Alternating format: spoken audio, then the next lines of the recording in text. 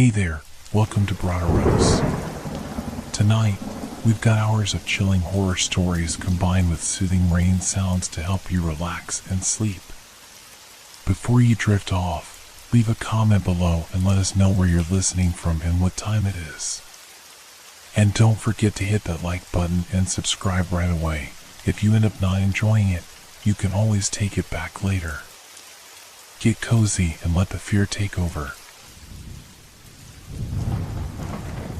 Is it possible to be lost in a place you've already left?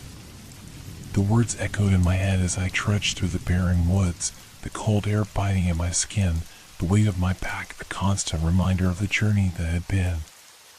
The trail behind me, which had seemed so familiar and so straightforward when I first set out, now twisted in unnatural ways, winding and turning where it shouldn't. It felt like something had shifted.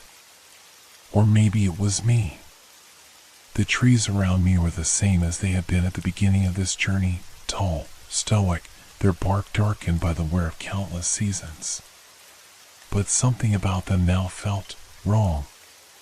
The branches stretched in odd directions, casting long shadows that seemed to reach out towards me, just beyond my peripheral vision. I glanced back over my shoulder, half expecting to see something following, but the trail behind me was empty. Just the ever-thickening darkness. I tried to focus on the path ahead. The feeling of unease, that creeping sensation of being watched, was beginning to press in on me. A low, distant rustling from the underbrush caught my attention, but when I turned, there was nothing there. Just the same tangled mess of roots and leaves. This place should have been familiar. I had walked these woods countless times before. But now, it felt alien. The air was still too heavy. The silence too thick. With each step, the trees seemed to close in, their outlines blurring in the dusk. The wind had picked up slightly, carrying with it a faint smell, something metallic, pungent, like blood, but not quite. The smell grew stronger with every breath I took. The sound of my footsteps became louder than they should have been, and the rustling from behind seemed to echo a little too perfectly, like it was mimicking my movements. Just my imagination, I whispered under my breath. It had to be. But even as I said it, I felt the unease settle deeper in my gut. The woods weren't the same. They never had been. I kept walking, the silence around me feeling less like peace and more like an oppressive weight. The path, the one that had been carved into this earth so many years ago, was no longer visible. Only a darkened, endless stretch of trees ahead. The air grew colder, sharper. My breath started to form in thin, visible clouds as if the world itself was growing colder, drawing in on me. I stopped. The path was gone. It didn't make sense. There had been a trail here. I had been walking on it just moments ago. But now it was just an endless expanse of trunks, of tangled branches, all bending toward me. My hands shook as I reached into my bag for my map, but when I unfolded it, the lines that should have guided me were blurry, smeared, as if the paper itself was trembling. I swallowed hard. No, this can't be happening. I glanced around, hoping for something, anything familiar. But there was nothing. The woods were closing in on me, their branches forming a web overhead, their shadows playing tricks on my mind. It was as if the entire world had shifted, changed, and left me behind. I had to find a way out. But with each step I took, I was drawn deeper into the forest, the shadows creeping closer, the air growing thick with that strange, metallic scent. The path, the one I was sure I knew, was fading. Like a memory slipping away just as I reached for it. It didn't take long before I realized that I wasn't just lost. I wasn't even on the same path anymore. The woods had become a maze, and I was its only prisoner. And the worst part? I wasn't sure if I had ever left it. The wind picked up again, stronger this time, howling through the trees. But beneath it, I could hear something else, something faint but distinct. Footsteps. No, not footsteps. Not mine. I froze. Someone, or something, was walking just behind me, its steps slow and deliberate, like it was waiting for me to turn. I held my breath. The footsteps stopped. I spun around, heart racing, my mind racing faster than my body could keep up. Nothing. But the wind had stopped. The silence was absolute. Then, from behind me, I heard it. A voice. Turn around. The words chilled me to the core. It wasn't a voice I recognized. It wasn't even human. It was close. Too close. And then, the world seemed to shift once again. The forest, which had once felt like home, now felt like a trap. The shadows twisted and stretched, as if alive, and the trees, once solid and immovable, swayed unnaturally, their branches creeping closer as if they wanted to pull me in. I had to get out of here. But no matter which way I turned, the woods seemed to stretch on forever, a never-ending, oppressive nightmare. And I wasn't sure I could wake up. The path was gone, and so was my way back. I didn't stop running. My feet pounded against the uneven ground, desperate, frantic. I had to get away. I couldn't think, couldn't focus. I just moved, my breath coming in shallow gasps, my heart thumping so loudly that it drowned out the sounds around me. But the thing was, I didn't know where I was running to. The path was gone. The woods had swallowed it whole. Every step I took seemed to lead me deeper into an unknown expanse, the trees closing in, the shadows stretching longer, darker. The feeling of being watched never left. It pressed in on me, suffocating. And still, I ran. The metallic scent grew stronger, the air thick with it, as if the earth itself was bleeding. My lungs burned, my legs screamed for rest, but there was no time. I could still hear that voice, soft, mocking, as though it was echoing in my head and in the very air around me. Turn around. I ignored it. I had to. There was no way I was going to give it the satisfaction of seeing me stop. I didn't dare look back. I couldn't. I could feel it, though, something was following me. Not just in the sense that it was behind me, but in a deeper, more unsettling way. Like it was in the air itself, moving with me, its presence growing stronger with each passing second. I stumbled over a root, the jagged bark scraping my palm, but I didn't pause. I didn't have time. Every second felt like it might be my last. The forest around me was shifting, bending in impossible angles, stretching in unnatural directions. The wind howled louder, but underneath it, I could hear something else. A whisper. A laugh? It was impossible to tell. And then, the ground beneath me trembled. It wasn't the wind.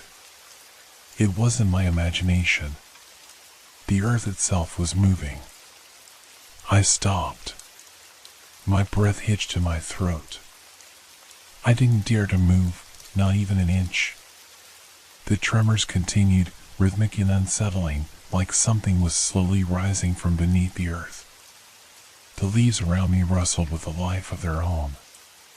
Then came the footsteps again, slow, deliberate, and unmistakably closer this time. I whipped my head around, my pulse spiking. But there was nothing. Only trees. Endless trees. Yet the sound was undeniable. It was as if the very air had become dense with its presence, as if the trees themselves were watching, waiting, listening. I stumbled forward again, my mind spinning. I couldn't stop. I couldn't. I pushed through the underbrush, and that's when I saw it. In the distance, a light. It wasn't much, just a faint glow, flickering at the edge of the trees like a distant lantern. I didn't know if it was real, if it was a trap, but I had to know. It was the only thing that felt even remotely like hope. I ran toward it, my legs carrying me with a newfound urgency. The further I got, the stronger the light became, until I could make out the shape of something, a structure, a house. The light was coming from a window. I stumbled closer, the forest around me darkening, as though the light was being swallowed by the shadows. The ground beneath me was soft, sinking with each step. My breath came in jagged bursts, and I fought to keep my footing. It was there. The house. It wasn't much to look at, a small, dilapidated cabin, half buried in the undergrowth, its windows cracked, the roof caved in slightly on one side. But the light was coming from inside. Without thinking, I pushed open the rotting door. The air inside was still, stagnant, and smelled faintly of mildew. I stepped in, the wood creaking under my weight. And that's when I saw it. A figure. A woman. She stood at the far corner of the room, just inside the shadow of a crumbling wall. Her face was obscured, her body shrouded in darkness. But her presence was overwhelming, oppressive, like she was made of the very shadows that now seemed to fill the space. "You're late," she said, her voice a whisper, but somehow clear enough to slice through the silence. I froze. The room grew colder, the air thinner, as if the very essence of the place had changed. The woman's figure twitched, her outline shifting, warping in the dim light. For a moment, I thought I saw something move within her, something that wasn't quite human. "You're not supposed to be here," she whispered, taking a step toward me. I took a step back, my heart hammering in my chest. "Leave now," she hissed, her voice low and guttural, like something ancient, something that shouldn't exist. But my feet wouldn't move. I couldn't look away. She reached out with a hand, pale and shaking, her fingers elongated, too long. The shadows that had once filled the room began to creep toward her, pooling at her feet, like they were alive, waiting for her command. "You shouldn't have come back," she muttered, her eyes glinting in the dark. "You can never leave now." And in that moment, I realized I wasn't in the woods anymore. I was somewhere else. Somewhere far worse. But I couldn't turn around. I couldn't run. Her eyes, those eyes, they burned into mine, gleaming like two fragments of broken glass. I couldn't look away. Every fiber of my being screamed to run, to escape, but my legs were frozen. The shadows swirled around her like they were drawn to her presence, stretching toward me, curling like tendrils of smoke. "I told you," she whispered again, and her voice seemed to reverberate, echoing in my skull. "You can't leave." I stumbled backward, my heart pounding in my chest, but the air around me had thickened. The door, the exit, they were no longer there. The small, decaying cabin, which had seemed like an escape only moments ago, now felt like a trap closing in on me. The walls leaned inward, the darkness deepening with each breath I took. My mind raced. I had to get out. This wasn't real. It couldn't be. But every thought, every instinct, was met with the oppressive weight of the shadows around me, pressing in, choking me. What are you?" I managed to choke out. My voice cracked with the desperation I felt. She tilted her head, and for a moment I thought she was going to answer. But instead, she smiled. The smile was too wide, too sharp. It stretched unnaturally across her face, like her skin was being torn apart. The room seemed to pulse with it, the very walls undulating in time with her grin. "You've been here before," she murmured, her voice no longer soft but low, raspy, like the rumbling of a storm. "Don't you remember?" I felt a sickening jolt in my stomach. The words, they hit me like a blow to the chest. I had been here before? No. That couldn't be possible. This place, this nightmare, wasn't real. It couldn't be. It was all in my head. But then, the images came crashing back. The flickers of memory, blurry, distorted, like a broken reel of film. The forest. The path. The footsteps. The voice. It all rushed at me in a flood, too much to process, too fast. I gasped. I had been here before. The smell. The shadows. The voices. It was all too familiar, and yet I couldn't remember how. "No," I whispered, shaking my head, my voice trembling. "No. This can't be real." The figure in front of me took a step closer, and with each movement, the shadows grew longer, more twisted, more suffocating. Her hand stretched toward me, fingers flicking like they were part of the darkness itself. "You've been lost before," she continued, her voice now cold, cruel. "And you'll be lost again. There's no way out. Not for you. Not for anyone." The air became suffocating, as if the room was shrinking around me, closing in tighter with every passing second. I stumbled, trying to step back, but I was trapped. The walls were pressing in, the shadows crawling closer. I could hear the sound of something breathing. No, not breathing, something else, something wrong. It was everywhere, in every corner, in every crevice. "You can't escape," the woman hissed, and in that moment, her form shifted, her body rippling as if it were made of the very shadows themselves. The smile remained, but now it was something more, something monstrous. I turned, desperate for an escape, and that's when I saw it, the crack in the wall, just big enough for me to slip through. The room seemed to warp around it, the crack widening as if beckoning me, pulling me closer.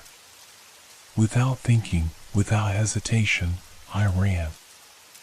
I slammed myself into the crack, my shoulder colliding with the rough stone, and for a moment, I thought I was going to collapse under the pressure. But I didn't stop. I forced myself through the narrow opening, squeezing my body between the jagged edges of the broken wall.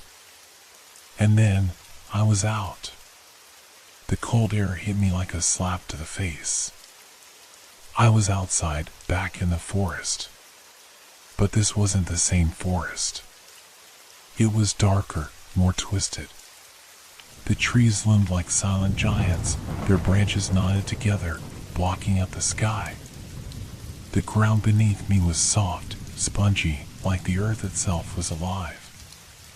I turned, expecting to see the cabin behind me, but it was gone. The forest was silent. No rustling of leaves. No sounds of animals. Just an eerie, unsettling quiet. And then, I heard it. The voice. "Why did you leave?" It wasn't coming from the cabin. It wasn't coming from anywhere in particular. It was everywhere. It was inside my head. I gritted my teeth, shaking. I didn't want to look back. I didn't want to know what was behind me. But I couldn't help it. Slowly, painfully, I turned around. There, standing in the distance, was the woman. Or what was left of her. Her form was distorted now, stretched beyond recognition. The shadows twisted around her, forming shapes that weren't quite human or anything at all. Her face was still there, but it was no longer hers. It was something else, something that should never have been. "You can't leave me," she said, her voice low, soft. "You never will." I turned and ran. There was no other choice. The forest had me. And the worst part was, I wasn't sure it was even real anymore. The ground beneath my feet shifted, every step seeming to sink deeper into the earth. The trees, once towering sentinels of the forest, now twisted and writhed, their trunks contorting in unnatural ways. The path, if there ever had been one, was gone, replaced by a labyrinth of gnarled roots and endless darkness. My breath caught in my throat as I ran, the fear coiling in my chest, a tight, suffocating knot. But I couldn't stop. I had to keep moving. There was nothing else to do. I pushed forward, my legs burning, my heart hammering in my chest. The whispering voice followed me, ever present, growing louder, closer with each passing second. "Why did you leave?" It wasn't just words anymore.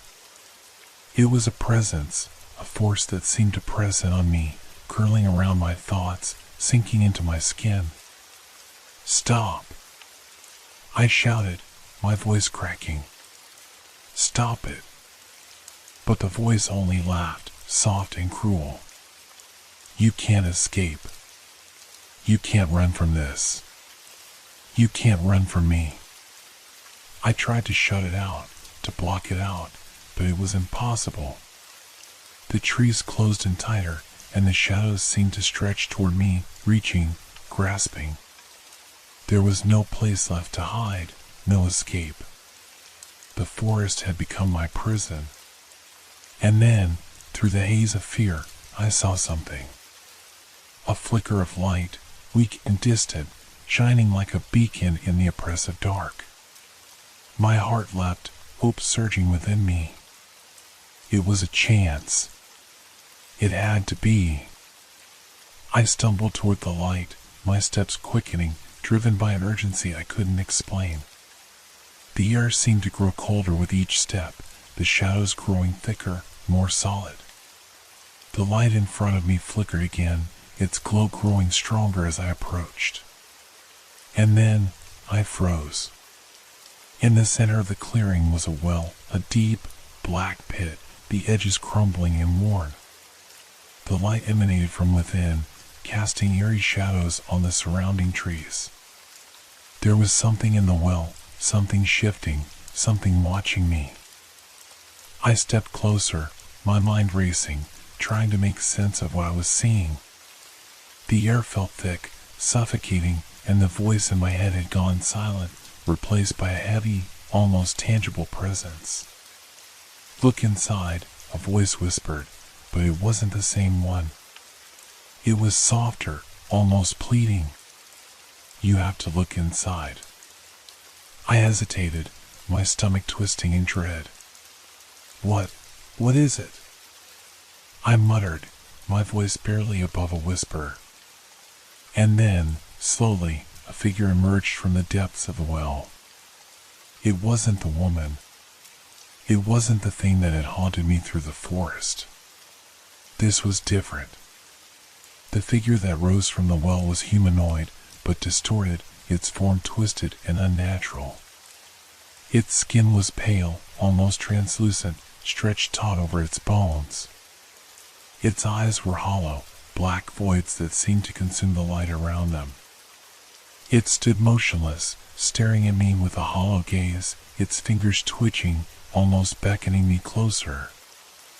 "Please," it whispered. "You have to come with me." My heart pounded in my chest. There was something wrong with it, something ancient, something evil.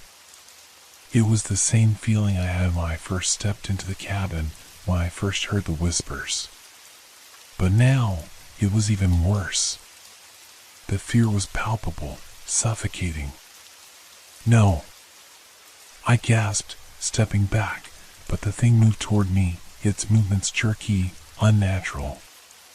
The shadows followed it, swirling around its limbs like they were part of it, as if the darkness itself had become its ally. "You can't leave," it rasped, its voice low and cracked. "You never will." I turned, panic rising in my chest. But the moment I did, I felt it, the coldness, the darkness, the weight of the forest itself pressing in on me. I was surrounded. The shadows had closed in, blocking any possible escape. The thing in front of me, the thing from the well, stepped closer, its skeletal hands reaching out, its eyes locked onto mine, empty and devoid of life. "You can't escape," it repeated, its voice reverberating through the very air. I looked around frantically, but there was nowhere to run. There was nothing but the cold, dark void of the forest closing in on me, swallowing me whole. And then, as if the darkness itself was alive, it began to whisper. More voices, hundreds of them, thousands, all speaking at once, overlapping, a cacophony of despair. "Leave," they murmured. "You cannot leave." The air grew colder, the pressure building in my chest until I could barely breathe. My legs gave out beneath me, and I collapsed to the ground, my hands shaking as I tried to push myself back up. The thing reached out, its fingers brushing against my skin, and I gasped. The touch was cold, freezing, like death itself. And then, as if the very world had tilted, the light in the well began to flicker faster, the darkness around it growing deeper, more suffocating. I was trapped.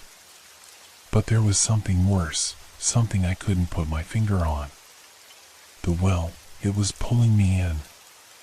Slowly, the figure's face twisted into a smile, a grin that spread impossibly wide, too wide, and for a moment, I saw it, the thing that had been lurking behind it. A glimpse. Just a glimpse of something inhuman. And that was when I realized. I wasn't just trapped in the forest. I was trapped in the darkness itself. The world around me seemed to shudder, as if reality itself were breaking apart at the seams. The well, the figure, the shadows, they all blurred together, twisting and contorting, and in that moment, everything felt like it was closing in on me. My breath was ragged, my heart hammering violently in my chest. I could feel my body shaking, trembling under the weight of something I couldn't explain, something ancient, something hungry. I forced myself to my feet, stumbling, desperate to break free from whatever nightmarish grip held me. My eyes darted to the figure. It hadn't moved. It just stood there, smiling that unnerving, two-eyed grin. The shadows around it seemed to pulse, like the very forest was alive and breathing, waiting, watching. "You cannot escape," it whispered again, its voice impossibly soft, like 1,000 voices crawling under my skin. I shook my head, backing away slowly, my feet sinking into the soft earth with every step. The darkness seemed to stretch out with me, as if it was pulling at my every movement. I wasn't just running from the figure anymore. I was running from something much bigger, much more terrifying. The forest itself had turned against me. I reached out, grabbing hold of the nearest tree to steady myself. My fingers dug into the bark, but it felt wrong. The tree was cold, unnaturally so, and the surface of the bark seemed to writhe beneath my touch, like something was moving inside. My skin crawled at the sensation. I had to get out. I had to leave. But where could I go? The forest stretched on forever, its paths winding endlessly, disappearing into an oppressive, inky blackness. I didn't know if I was moving in circles or if the forest was simply changing around me. I had no point of reference, no direction, and then I heard it again. The voice. You're not going anywhere. It wasn't just a whisper this time. It was a scream echoing through the trees, reverberating in my bones, filling my mind with something terrible. The sound itself was the feeling of falling, of being dragged under, pulled into a dark, cold void where nothing existed but fear. I spun around, eyes wide with panic. The figure in the well was gone. But the air, the space around me, it had thickened. The shadows had become more pronounced, more tangible, like they were reaching for me, trying to grab hold of my body, my mind, my soul. It was everywhere now. The darkness. It was no longer just the forest. It was inside of me. The fear, the dread, the overwhelming sensation that I was never going to escape this place, that I had already lost. I stumbled forward, my movements clumsy, as if the very air itself was trying to slow me down. But my legs were growing heavy, my mind clouded with a dizziness that I couldn't shake. I could hear my own heartbeat pounding in my ears, growing louder and louder with each step. And then, in the distance, I saw it. A light. Not the flickering, false glow of a well. Not the oppressive, suffocating darkness. This light was real. It shone brightly, unwavering, like a lighthouse in a storm. I didn't hesitate. I ran towards it, every muscle in my body screaming as I pushed forward. The forest tried to pull me back, its shadows grasping at my feet, but I kept running, faster, harder, until the light was just within reach. And then I saw it, the source of the light. It was a figure, standing at the edge of a clearing. The light radiated from them, casting long shadows across the forest floor. It wasn't a person. It wasn't human. It was something else. The figure was cloaked in a radiant, glowing substance, shifting in a way that made it look both solid and ethereal at the same time. Their face was hidden beneath a hood, but I could see the faint outline of a pair of glowing eyes. Eyes that seemed to pierce through the darkness, cutting through the fear that had paralyzed me. "Help me," I gasped, my voice hoarse, barely above a whisper. The figure did not speak, but as I took a step forward, the ground beneath me shifted. I felt it, the change, the pressure in the air, like the entire world was holding its breath. "Do not follow them," a voice whispered, not from the figure, but from behind me. I froze. I didn't want to turn around. I didn't want to face it again, the thing that had followed me through this nightmare, the thing that had trapped me here in this suffocating, ever-shifting reality. But I had no choice. My body moved before my mind could catch up, and when I looked, I saw it. The figure in the well. It was standing at the edge of the clearing now, no longer hidden by shadows, no longer distant. It had followed me. It had always been there. It was taller now, its limbs longer, twisted. Its face was gone, replaced by a dark, formless void, a yawning abyss that stretched into infinity. "No!" I gasped, my body trembling uncontrollably. "No, please." The glowing figure stepped forward, raising a hand, not to me, but to the darkness. To the thing in the clearing. The air vibrated, humming with power. And then, the thing in the clearing, the darkness itself, let out a low, guttural scream. A scream that felt like it was tearing apart the fabric of reality. The shadows around us rippled and twisted, warping and distorting in ways that defied logic. I couldn't breathe. I couldn't move. And then, Just as quickly as it had come, it was gone. The forest was silent again. The figure, the one that had glowed with light, was no longer there. The clearing was empty, and the oppressive darkness that had weighed on me lifted. But I was still here. I was still in this place.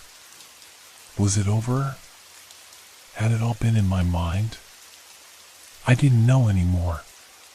But the voice returned. You can't escape. And for the first time since this nightmare had begun, I understood. It wasn't over. Not for me. Not for anyone. The darkness would always follow.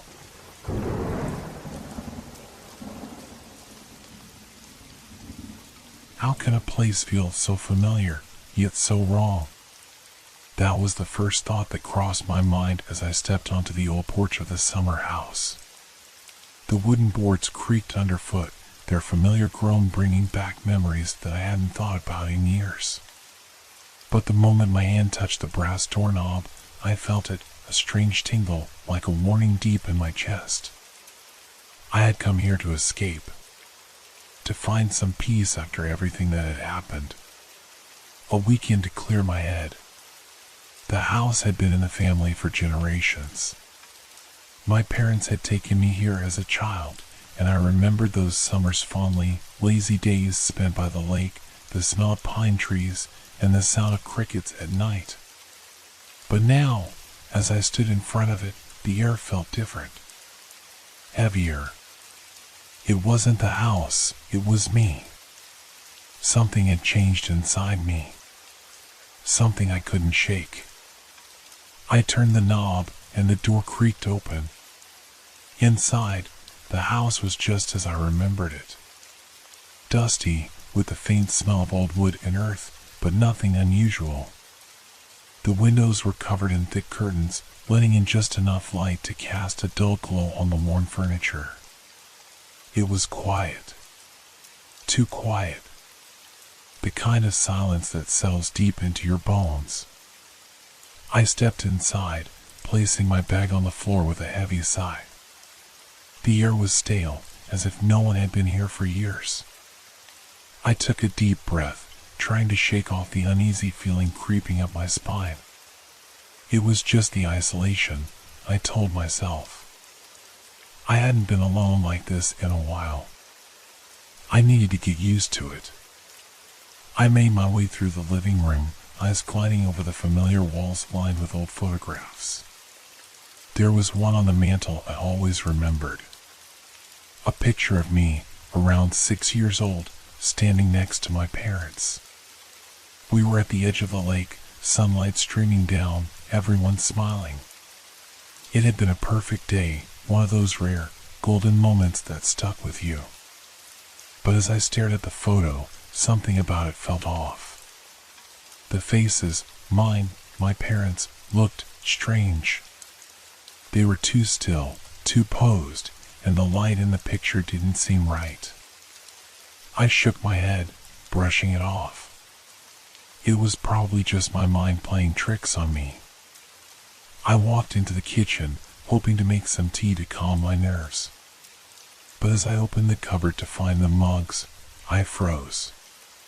There was a smell. A faint, pungent odor. Not quite like rotten food, but something close. I turned, scanning the room for its source, but nothing seemed out of place. The sink was clean, the counter bare. Still, the smell lingered, filling my nose, and it made the hairs on the back of my neck stand up. I opened the window, letting in the cool evening air. It didn't help. The smell wouldn't go away. Just tired, I muttered to myself, walking out into the hallway to get away from it. The floorboards groaned under my weight as I moved. That sound, that creak, used to be comforting when I was a kid. But now it felt wrong. Like something was hidden in the house, waiting, watching. I stopped in the hallway. The silence had become unbearable. A low, almost imperceptible hum filled the space, like the house was alive, breathing. I glanced down at my watch. It was late, nearly midnight, and I hadn't realized how much time had passed. I needed sleep. I was just being paranoid. I walked into the bedroom, the air still heavy, the shadows stretching across the room in strange shapes. The bed was just as it had always been, covered in a faded quilt. I threw my bag on the chair and started to undress, but as I did, I noticed something strange. The mirror on the wall, my reflection wasn't quite right. I could see myself clearly, but it was like there was something in the reflection that wasn't there in reality. For a split second, I thought I saw a shadow move behind me. But when I turned, there was nothing. I blinked and shook my head. Just exhaustion, that's all. I was imagining things. I climbed into bed, pulling the blanket up to my chin, trying to push away the lingering feeling of unease. My eyes drifted shut, but sleep didn't come easily. Every small sound, the creak of the house, the rustling of leaves outside, made me tense, my heart racing in my chest. I tried to focus on the comforting memories, the summer days by the lake, the warmth of my parents' voices, but they didn't feel comforting anymore. They felt distant, hollow. The more I thought about them, the more something about the house seemed wrong. I must have dozed off at some point, but it didn't last long. I woke up with a start, heart pounding, breath shallow. The room was dark. Completely dark. I reached for the light switch beside the bed, but my hand faltered in midair. There was something in the darkness. I could feel it. A weight. A presence. I held my breath, straining to hear. At first, I thought it was just the wind, but then I heard it, a faint, almost imperceptible sound. Footsteps. Slow, deliberate. They came from the hallway. My chest tightened, and I couldn't move. The footsteps stopped, but the silence that followed was worse than any sound. I stared into the blackness, my eyes wide, willing myself to believe it was just the house settling. But then I heard it again, a door creaking open. Very slowly. I wasn't imagining it. Someone, or something, was here. I lay there, frozen, trying to steady my breath. The footsteps were getting closer. I wanted to call out, to scream, but my throat was dry, tight. And then the door to my room creaked open. I didn't dare look. I could feel it standing there, just outside the door. Watching. Waiting. I clutched the blanket tighter, squeezing my eyes shut, praying it would just go away. But it didn't. The door inched open wider. Something was in the room with me. I couldn't breathe. And then, nothing. The sound of footsteps, the creak of the door, it all stopped. Just like that. But the air had changed. It felt colder, thicker, as if the darkness had grown heavier, more suffocating. I couldn't stay here anymore. Something was wrong with this place. Something wasn't right. I sat up, heart pounding, sweating despite the cold. I needed to get out. I needed to leave. But as I swung my legs over the side of the bed and stood up, my eyes fell on the mirror. And for the first time, I saw it clearly. The reflection wasn't mine. The figure in the mirror wasn't me. It couldn't have been.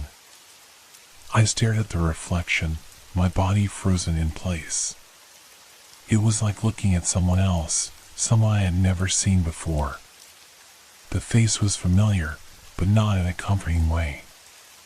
It was my face, yet it wasn't. The eyes were wide, pupils dilated, with a hollow, empty look that made my stomach churn. The skin was pale, almost ashen, and the lips, though they moved as if to speak, were silent. I took a step back, my heart hammering in my chest, but the figure in the mirror didn't move. It just stood there, watching me, its vacant expression unblinking. I didn't know how long I stood there, caught in the trance of my own reflection, but the sensation of being watched was overwhelming. The air around me seemed to thicken, like the room was closing in. My hands trembled, and my breath came in shallow, quick bursts. I had to look away. I couldn't keep staring at it.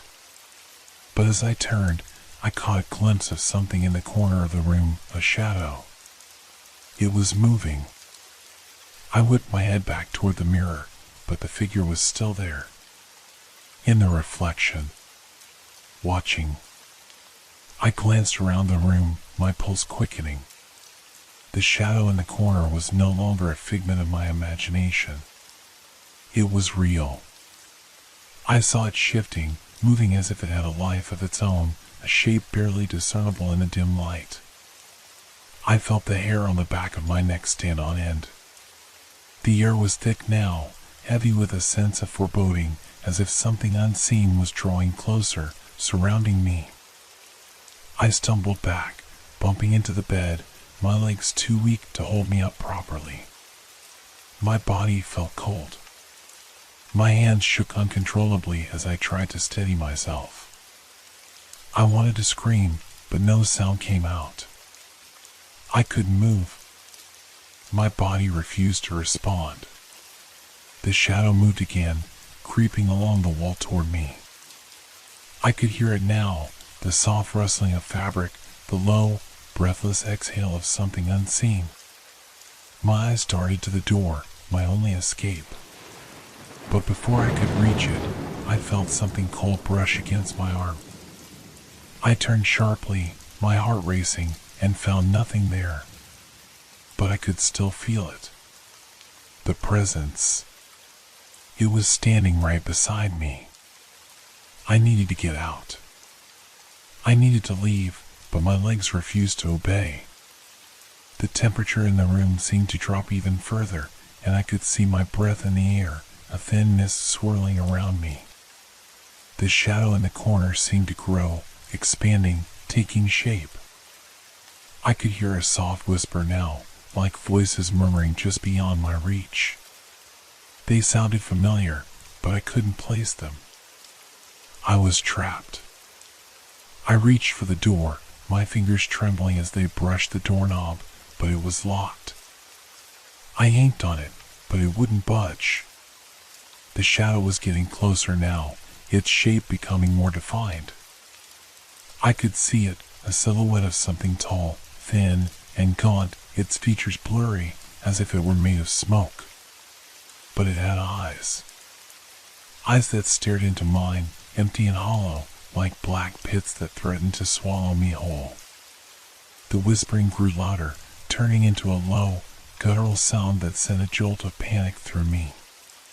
My heart raced, my head spinning. I had to get out. I had to leave this place. I turned back toward the mirror, hoping for a sign, some way to break free from the nightmare I was trapped in. But when I looked at my reflection again, my heart skipped a beat. The figure was smiling now. It wasn't my reflection anymore. It was something else, something malevolent. The smile was twisted, crooked, and unnatural. It wasn't just the face that had changed. The entire room behind the figure had shifted.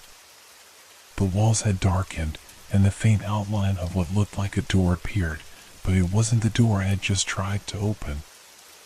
It was the door to something else. Something far worse. I turned back to the door, desperate, but the shadow was already standing in front of it, blocking my way. It didn't need to move. It was just there, pressing in, suffocating me with its presence. I took a step back, but the room seemed to stretch, its walls closing in. I felt like I was suffocating, the air thick with an oppressive weight that crushed my chest. The whispering turned into a low, guttural voice, barely audible, but so close it made my skin crawl. "You can't leave," it whispered. The voice was mine.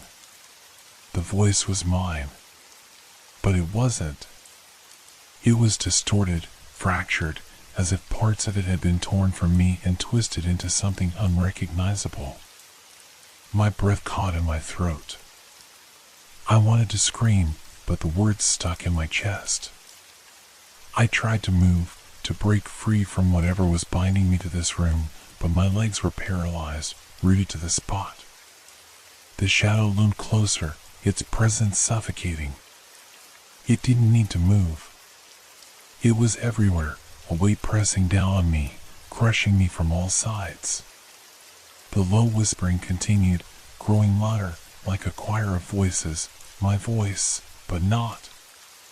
"You can't leave," it repeated, and with every word, I felt myself unravel just a little more. I wanted to deny it. I wanted to scream that I would leave, that I had to leave. But something inside me knew that the longer I stayed here, the less of me would be left to escape. I managed to force my feet to move. One step, then another. My body felt foreign, my movements sluggish, as if something invisible was holding me back. My hands trembled as I reached for the door again, trying desperately to turn the knob. But it was still locked. It shouldn't have been locked. I had opened it just moments ago. I stepped back, my heart racing in panic, and glanced toward the mirror once again. I couldn't help it. My eyes were drawn to it, like a magnet pulling me in. And there it was. The figure in the reflection was no longer just a vague silhouette. It had taken shape, becoming more real, more solid, as if it had stepped out of the glass and into my world. Its face was twisted, a grotesque mockery of my own, smiling with a cruel, knowing grin that made my stomach turn. The eyes were black, voids that seemed to suck the light out of the room, and they followed my every move. I felt my pulse quicken, the room shrinking around me. I tried to look away, but it was impossible. The figure's smile grew wider, more menacing, as though it fed off my fear. I backed away, trying to escape its gaze, but the walls seemed to close in. The door was still locked, the shadows creeping forward, pulling me into their suffocating grip. I could hear them now, the whispers turning into something more, a low growl vibrating through my bones. The very air seemed to vibrate with a terrible energy, like the room itself was alive and watching me. I turned to the mirror once more, my breath catching in my throat. The figure in the glass had moved closer. It was no longer just standing there. It was reaching out. Its hand, pale and elongated, stretched toward me, the fingers curling like claws. I felt a chill run down my spine as the reflection's hand touched the surface of the glass. And then, its fingers pressed through the mirror. I screamed, stumbling back, but there was nowhere to go. The shadow in the corner of the room was closer now, its outline more defined, its shape unmistakable. The whispers had turned into a voice, clear and unmistakable. "You can't escape," it said again, this time louder, closer, as if it were speaking directly into my ear. I couldn't breathe. The figure in the mirror was stepping through, its body now part of this reality, its form solidifying with every agonizing second. Its long, twisted fingers stretched toward me. I tried to turn, tried to run, but my body wouldn't respond. My feet were stuck to the floor, my limbs numb. The world around me was beginning to warp, twisting and bending like I was caught in a nightmare I couldn't wake up from. And then it spoke again, in my voice, clear and final. "You're already here." The figure's mouth opened, a dark void where a human mouth should have been. I could feel its breath, cold, heavy, like it had been waiting for me. I wanted to close my eyes, to block it all out, but the cold touch of its fingers brushed my skin, sending an electric shock of terror through my entire body. My heart raced in my chest as I fought against the unseen force holding me in place, my thoughts a blur of panic. It was too much. The fear, the pressure, the noise. It was all becoming too much to bear. I was about to scream again when everything went quiet. The shadow in the corner, the figure in the mirror, everything disappeared. I opened my eyes. The room was still, silent. For a moment, I thought I had imagined it all. I reached up to touch my face, feeling the sweat on my skin, my breathing erratic. I was trembling, my hands shaking as if I had just woken from a terrible nightmare. But then, I saw it. On my wrist, the same cold, twisted mark that had appeared on my skin just before I entered the house. The same symbol. And the whispers, they hadn't stopped. They were still there. Faint, but persistent. You're already here. The mark on my wrist burned, its coldness seeping through my skin.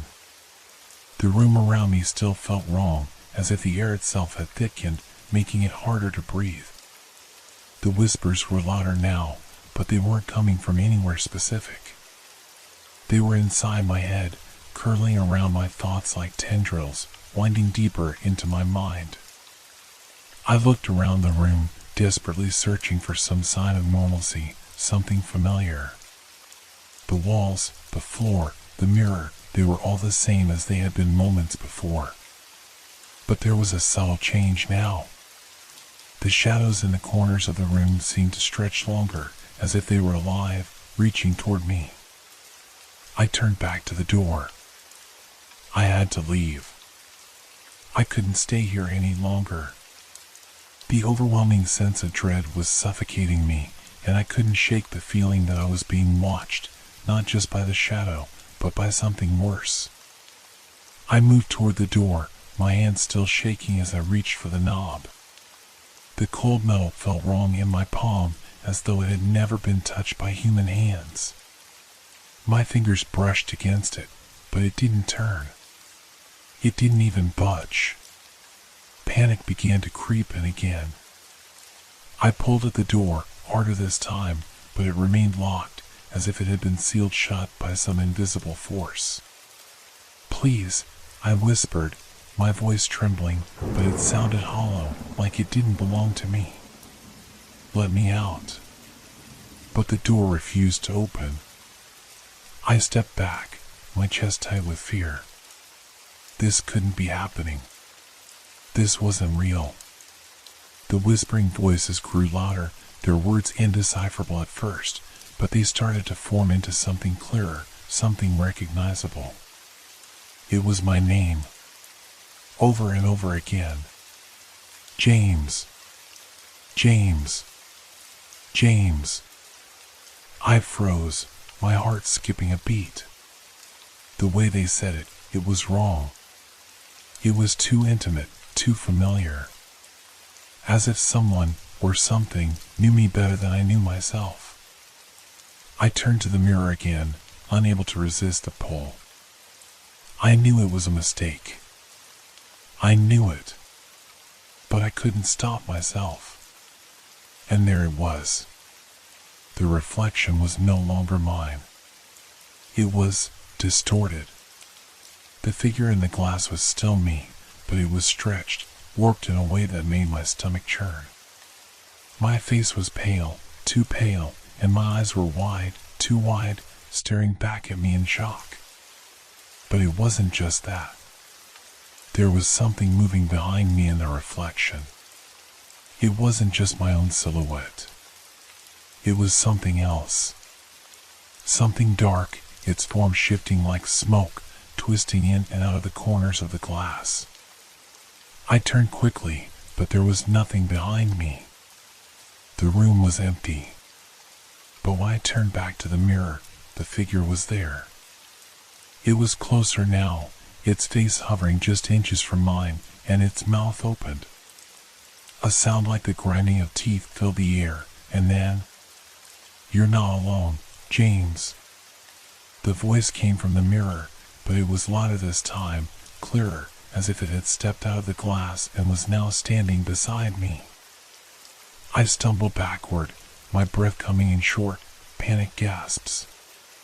The mark on my wrist burned again, hotter this time, and I could feel the skin begin to blister under its pressure. The pain was unbearable. The figure in the mirror reached out, its long, bony fingers pressing against the glass as if it were trying to break through. I couldn't think. I couldn't breathe.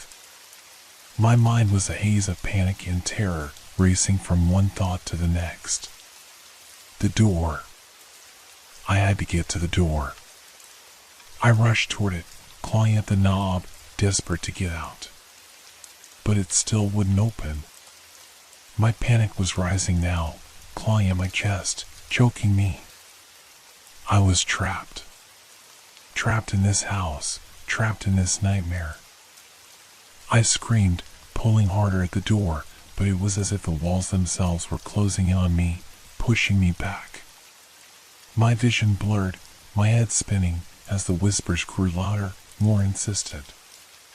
"James, you're here. You're here. You can't leave."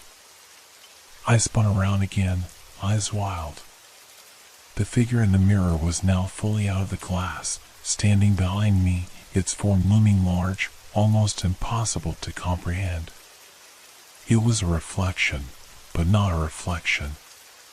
It was real, and it was staring at me with eyes that weren't mine. I felt the air shift, a sudden cold that made my skin crawl. It wasn't just the figure that had changed. The room had shifted too. The walls felt like they were closing in. The corners of the room had warped, and the edges of the floor seemed to pulse, as if the house itself was alive, breathing. I turned again, and finally, the door. It was open. I stumbled forward, my legs weak, my head spinning. My hands grabbed the doorframe for support as I looked into the hallway. The house stretched before me, endless, its dark, crooked passages twisting in on themselves like a maze. There was no escape. I knew that now. And as I took my first step into the hallway, the whispering voices surrounded me. "You're already here, James." And this time, I didn't run. Because I couldn't. The hallway seemed to stretch forever, the floorboards creaking under my weight as I took slow, hesitant steps forward. The walls, once warm and familiar, now felt cold, slick with an unnatural dampness. Every shadow seemed to move, following me, pressing in around me like an invisible force. I could hear it. The sound of my breath, shallow, ragged, as though even my own lungs were betraying me. I tried to steady myself, but my legs trembled, each step more difficult than the last.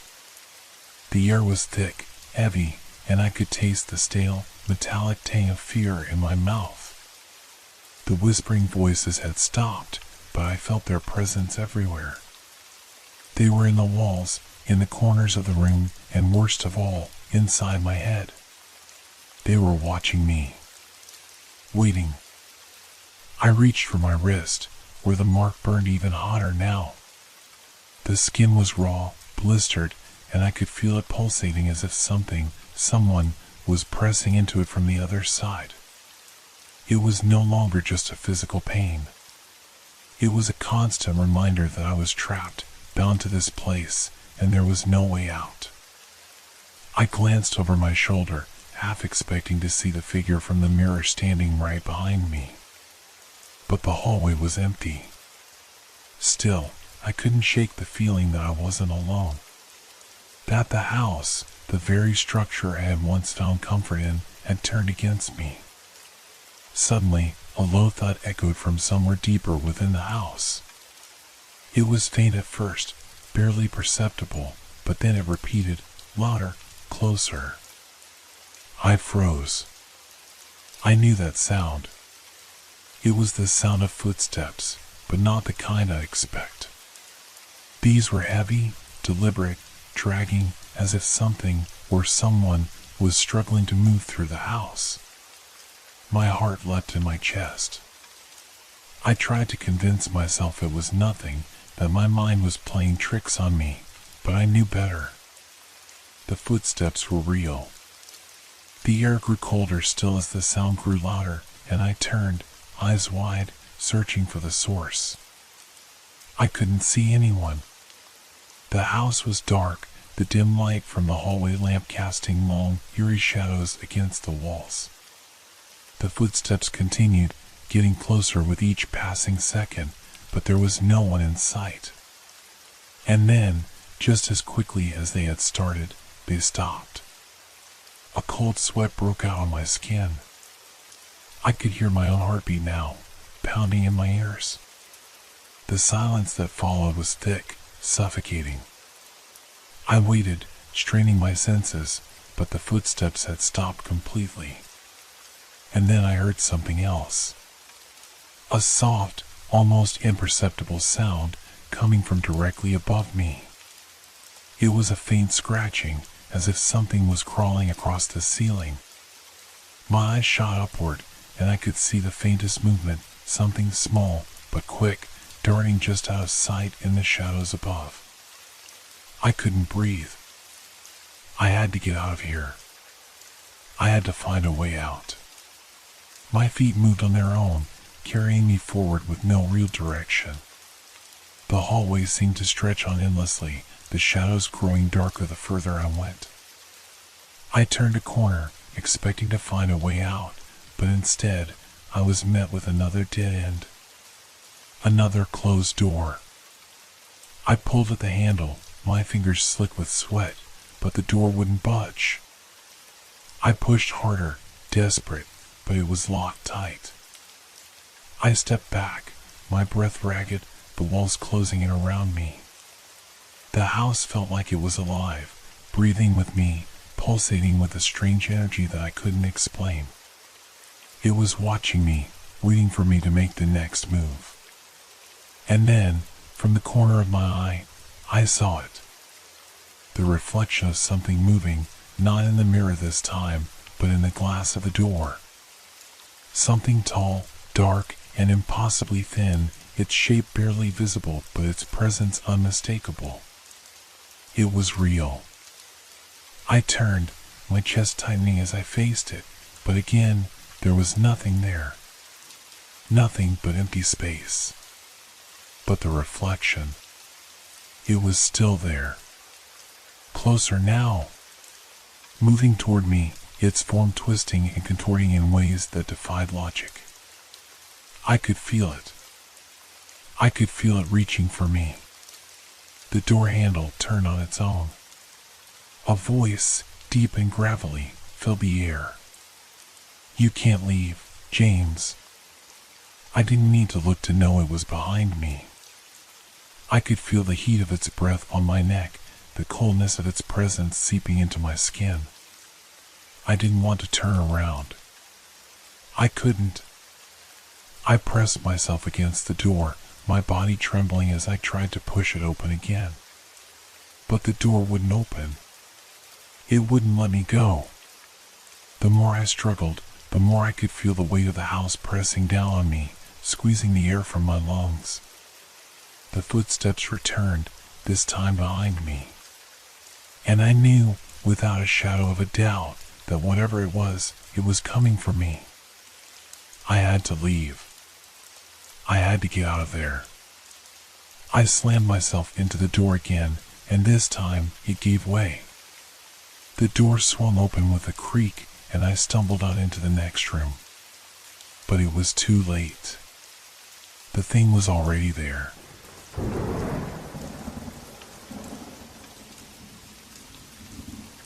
It started with a question I couldn't answer. How did I get here?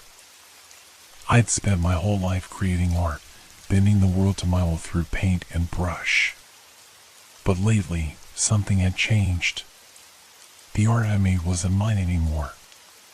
It wasn't just that my hand was unsteady or that the colors didn't come out right. It was something deeper, more unsettling.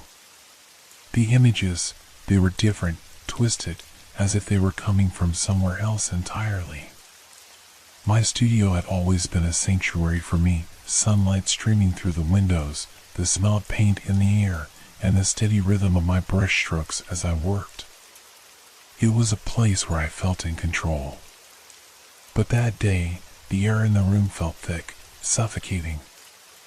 As I stood before the canvas, my heart began to race. I couldn't shake the feeling that something was watching me. The silence around me was unnerving. The sound of the brush against the canvas, once a comforting rhythm, now felt alien. I could hear my own breathing, shallow and erratic. The hairs on the back of my neck stood up. There was a sound, faint at first, like the flutter of wings, or perhaps the rustle of fabric, something I couldn't quite place. I stepped back, tilting my head to examine the painting. It was supposed to be a portrait, a simple one, nothing extraordinary. But as I looked at it, I felt a cold shiver run down my spine. The eyes of the woman in the portrait were right. They were too wide, too intense. Her gaze followed me, no matter where I moved. I blinked, rubbed my eyes, and looked again. It was the same. She was watching me. I tried to dismiss it as a trick of the light, as fatigue, but deep down, I knew something was wrong. The painting, it felt alive. A pulse, subtle but unmistakable, seemed to emanate from the canvas. I reached out instinctively, but stopped just before my fingers touched the surface. The air around me thickened. I took a step back, my pulse quickening. That's when I heard it, a soft whisper, barely audible, coming from behind me. I spun around, expecting to find someone standing there. But there was nothing. No one. The room felt colder now, the temperature dropping so quickly it was as if the heat was being sucked out of the air itself. I shivered, my breath misting in front of me. I was alone, yet the presence in the room was undeniable. Something was in here with me. I turned back to the canvas, my eyes drawn to it against my will. And then I saw it, something was changing. The woman's face, which had been still before, now seemed to move. Her lips parted, forming words that I couldn't hear but could somehow feel. She was speaking to me. I backed away, panic rising in my chest. My legs felt like they were made of lead. The room seemed to spin, the walls closing in. The painting was no longer just a portrait, it was a doorway, and something was waiting on the other side. I could feel the weight of her stare, her eyes following me, drawing me in. The whispers grew louder, filling my mind, drowning out everything else. I had to get out. I turned toward the door, but my feet wouldn't move. I was frozen in place, unable to tear my gaze away from the painting. The whispers turned into something else. A voice. A voice that I knew, but couldn't place. It was familiar and alien at the same time. It was my voice. Or at least, it sounded like it. But I hadn't said anything. I couldn't have. And then the voice spoke again. This time, louder, clearer. You shouldn't have painted me, it said. I felt the words crawl under my skin, settling deep in my bones. My chest tightened, and I gasped for air, but it was as if the room had been drained of oxygen. The painting seemed to shift, the woman's face twisting into something unrecognizable, her features warping, elongating in ways they shouldn't have. The eyes, Those eyes were no longer human. They were something else. Something darker. Something watching me. I stumbled back, heart pounding in my ears, but it felt like the room was closing in on me. The walls seemed to bend, the floor shifting beneath my feet. I didn't know where the painting ended and the room began. It felt as though the very fabric of reality was unraveling in front of me. I wanted to scream, to run, but my body wouldn't respond. I was paralyzed, trapped in this nightmare. And then I saw it, movement in the corner of my eye. Something, or someone, was standing behind me. I spun around, but again, there was no one there. But the room felt different now. The air was thick with something I couldn't name, something dark, suffocating. I felt it press in on me from all sides. The whispering came again, but this time it wasn't just in my mind. It was all around me, in the very walls, in the air itself. I could hear it, feel it, crawling under my skin. I looked at the painting once more, and the woman's face had changed again. It was no longer just a portrait, it was a doorway to something else. Something ancient. Something alive. And as I stared into those eyes, I knew I had made a mistake. But it was too late. The moment I closed my eyes, the room shifted. The walls felt like they were bending inward, the air becoming thick, suffocating. My heart raced, and my breath came in shallow gasps. My mind screamed for escape, for clarity, but the overwhelming presence of the painting seemed to wrap itself around me, pulling me deeper into its grip. I couldn't look away. My hands trembled, reaching out for something solid, anything that could pull me back into reality. But there was nothing. The room around me was dissolving into something else, something darker. Shadows swirled at the edges of my vision, moving in unnatural ways, as though they had lives of their own.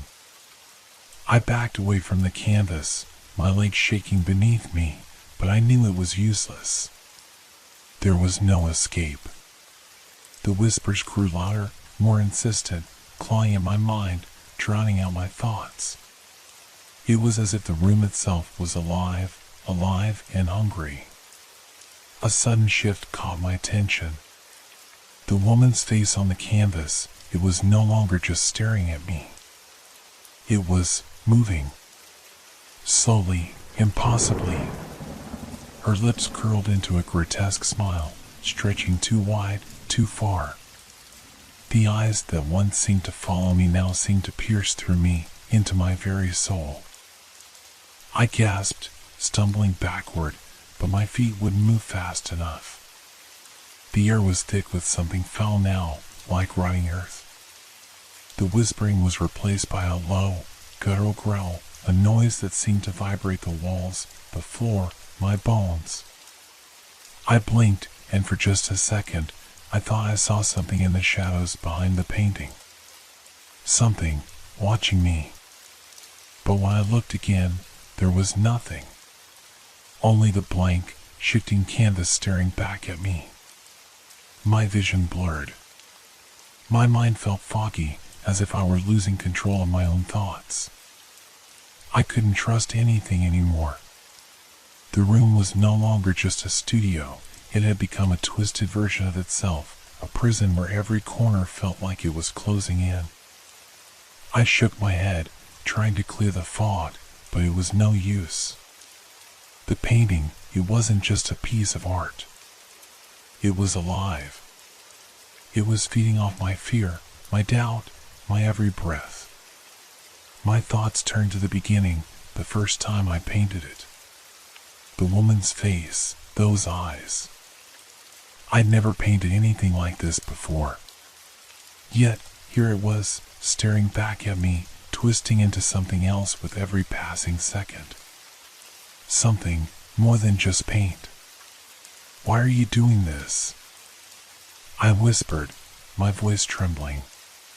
It felt strange, as though the words weren't entirely my own.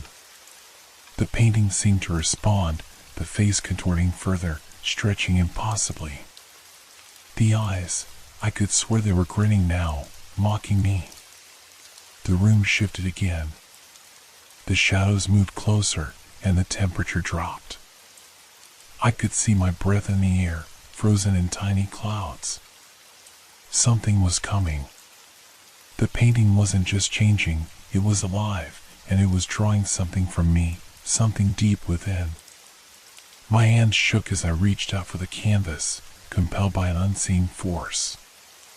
As I touched the surface, I felt the cold seep through my fingertips, the chill like nothing I'd ever experienced before. It was as if the paint itself was alive, pulsing beneath my skin, a heartbeat in the darkness. And then it spoke. A voice, low, rasping, barely a whisper, rattled through my skull, a sound I could feel in my chest as much as hear. "You've released me." My heart stopped. The words hit me like a wave, drowning out everything else. I tried to pull my hand away, but it wouldn't move. It was as if the canvas had become a part of me, binding me in place. The whisper came again, this time louder, more insistent. "You've opened the door. Now you must pay the price." The shadows around me stretched, elongated, until they took shape, figures, dark and indistinct, their forms barely visible in the dim light. I could feel their presence, pressing in from all sides, their breath cold against my skin. I tried to scream, but no sound came. The painting, it was no longer just an image. It was a doorway, a portal to something that shouldn't exist. Something that had been waiting, hidden beneath the paint. Something that wanted to get out. The room was spinning. The shadows closed in around me, suffocating me with their cold, their darkness. And as I stared into the woman's eyes, I realized there was no escaping this. There was no running, no hiding. I had brought this upon myself. The painting had come alive. And now, I was its prisoner. The darkness closed in tighter, the shadows pressing against me with an unrelenting force. The room seemed to stretch and warp, the walls twisting like liquid, dripping with an unsettling chill. I tried to move, to scream, but my body was frozen, rooted to the spot by some invisible force. The whispering voice, deep and ancient, echoed in my mind, growing louder, reverberating in my skull. "You can't escape," it said, each word dripping with malice. "You are part of it now. Forever." My heart hammered in my chest as I fought against the pull, the cold creeping into my bones, numbing me. I could barely breathe. The air around me felt thick, as if I were underwater, struggling for each breath. My hands, still pressed against the painting, tingled with an unnatural energy, the paint seeping into my skin like ink into paper. I tried to pull away, but it felt as though my fingers were fused to the canvas, locked in place by some force far stronger than my will. Behind me, I could feel the presence of the shadows, their shapes growing more defined as they closed in. The air hummed with a low, guttural noise, like the growl of some great beast, its breath hot and foul against my neck. "Why are you doing this?" I gasped, my voice barely a whisper. The words felt weak, useless against the enormity of the presence in the room. "I didn't mean to. I didn't want this." The voice responded, this time louder, more taunting, as if it were mocking my plea. "You wanted to create. You wanted to push the boundaries of art, to capture the unimaginable. Now, you've unleashed what should never be." I clenched my teeth, trying to summon the strength to break free, but the darkness only tightened its grip. My heart raced, my pulse a drumbeat in my ears, but there was no escape, no way to fight back. The shadows were everywhere, swirling around me, their cold fingers grazing my skin. And then, I saw it. The woman from the painting, the one whose face had once been frozen in an expression of eerie calm, was now moving. Her lips curled upward in a twisted, grotesque smile, one that stretched too far, far beyond what was natural. Her eyes, once lifeless, were now gleaming with an unnatural light, piercing through the darkness, locking onto mine. Her form was no longer just a figure in paint, it was becoming something more, something tangible, something real. I tried to look away, but her eyes held me, rooted to the spot. The shadows moved with her, slithering like serpents, wrapping around my legs, my arms, pulling me toward the canvas.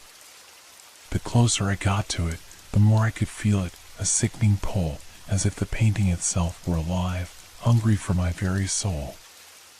Her voice, soft and chilling, echoed in my mind again. Do you understand now? You have become the canvas. You are the creation that never should have been.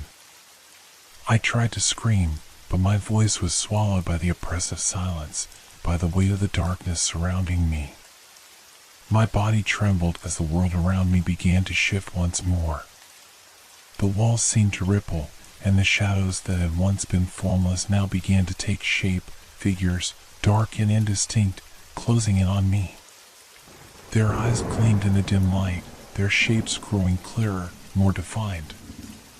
The woman in the painting stepped forward, her movements unnatural, like a puppet being controlled by some unseen hand. Her smile widened, impossibly so, until it seemed to split her face in half. Her hands reached toward me, long fingers stretching, as if to pull me into the painting itself. I could feel the cold seeping into my very soul, draining me, as her fingers brushed against my skin, leaving a trail of frost in their wake. Her touch was like ice, like death itself. I gasped, but my breath caught in my throat.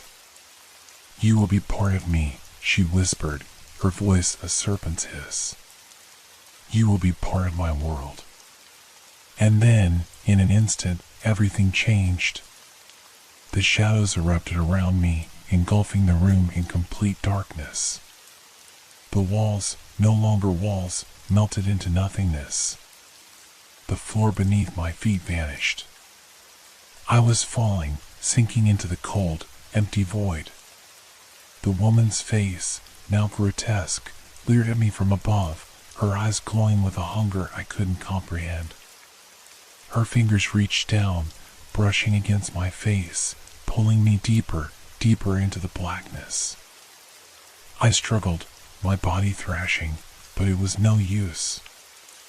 I was lost in a world of my own creation, a nightmare that I could never escape. And in the distance, just beyond my reach, I heard the whisper once more. You are mine. And then, silence. The darkness didn't fade. It swallowed me whole, pulling me deeper into the void, but then, slowly, impossibly, there was a flicker, a light, faint at first, like the dying glow of a distant star. I reached toward it, grasping for anything solid, for something to hold on to. But the more I reached, the further away it seemed. My body was weightless, suspended in a place between reality and nightmare. My thoughts were scattered, a swirling mass of panic and confusion. Was I still alive? Was I dreaming? None of it made sense anymore. Then I heard it, the faintest sound, a scraping, like nails dragging across wood. It came from all around me, but there was no source, no direction. It wasn't real. It couldn't be. But the sound persisted, growing louder, more insistent. I tried to scream, but no sound escaped my lips. My throat was dry, as if I hadn't spoken in years. The world around me shifted again. I was no longer floating, but lying on something solid, cold beneath me. The floor, or whatever it was rough, jagged. I pushed myself up, my hands trembling, and as my eyes adjusted to the dim light, I saw paintings. Everywhere. The walls were covered in them, stretching as far as I could see. The paintings were not like the one in my studio. They were different, raw, unsettling. Faces twisted in agony, eyes that seemed to follow my every movement, shapes that defied all logic. They were alive. Not in the way of ordinary art, but alive in a way that was suffocating, overwhelming. The figures in the paintings seemed to move, their eyes shifting, their mouths opening and closing, as though whispering in some forgotten language. The air felt thick, oppressive, and the hairs on the back of my neck stood on end. I wasn't alone. I was never alone. I stood up shakily, my legs unsteady beneath me. The scratching sound grew louder, and now I could hear something else, footsteps. Slow, deliberate, echoing across the vast, empty space. They weren't mine. They weren't anyone's I recognized. The silence stretched thin before the voice broke through. "Welcome back." I froze.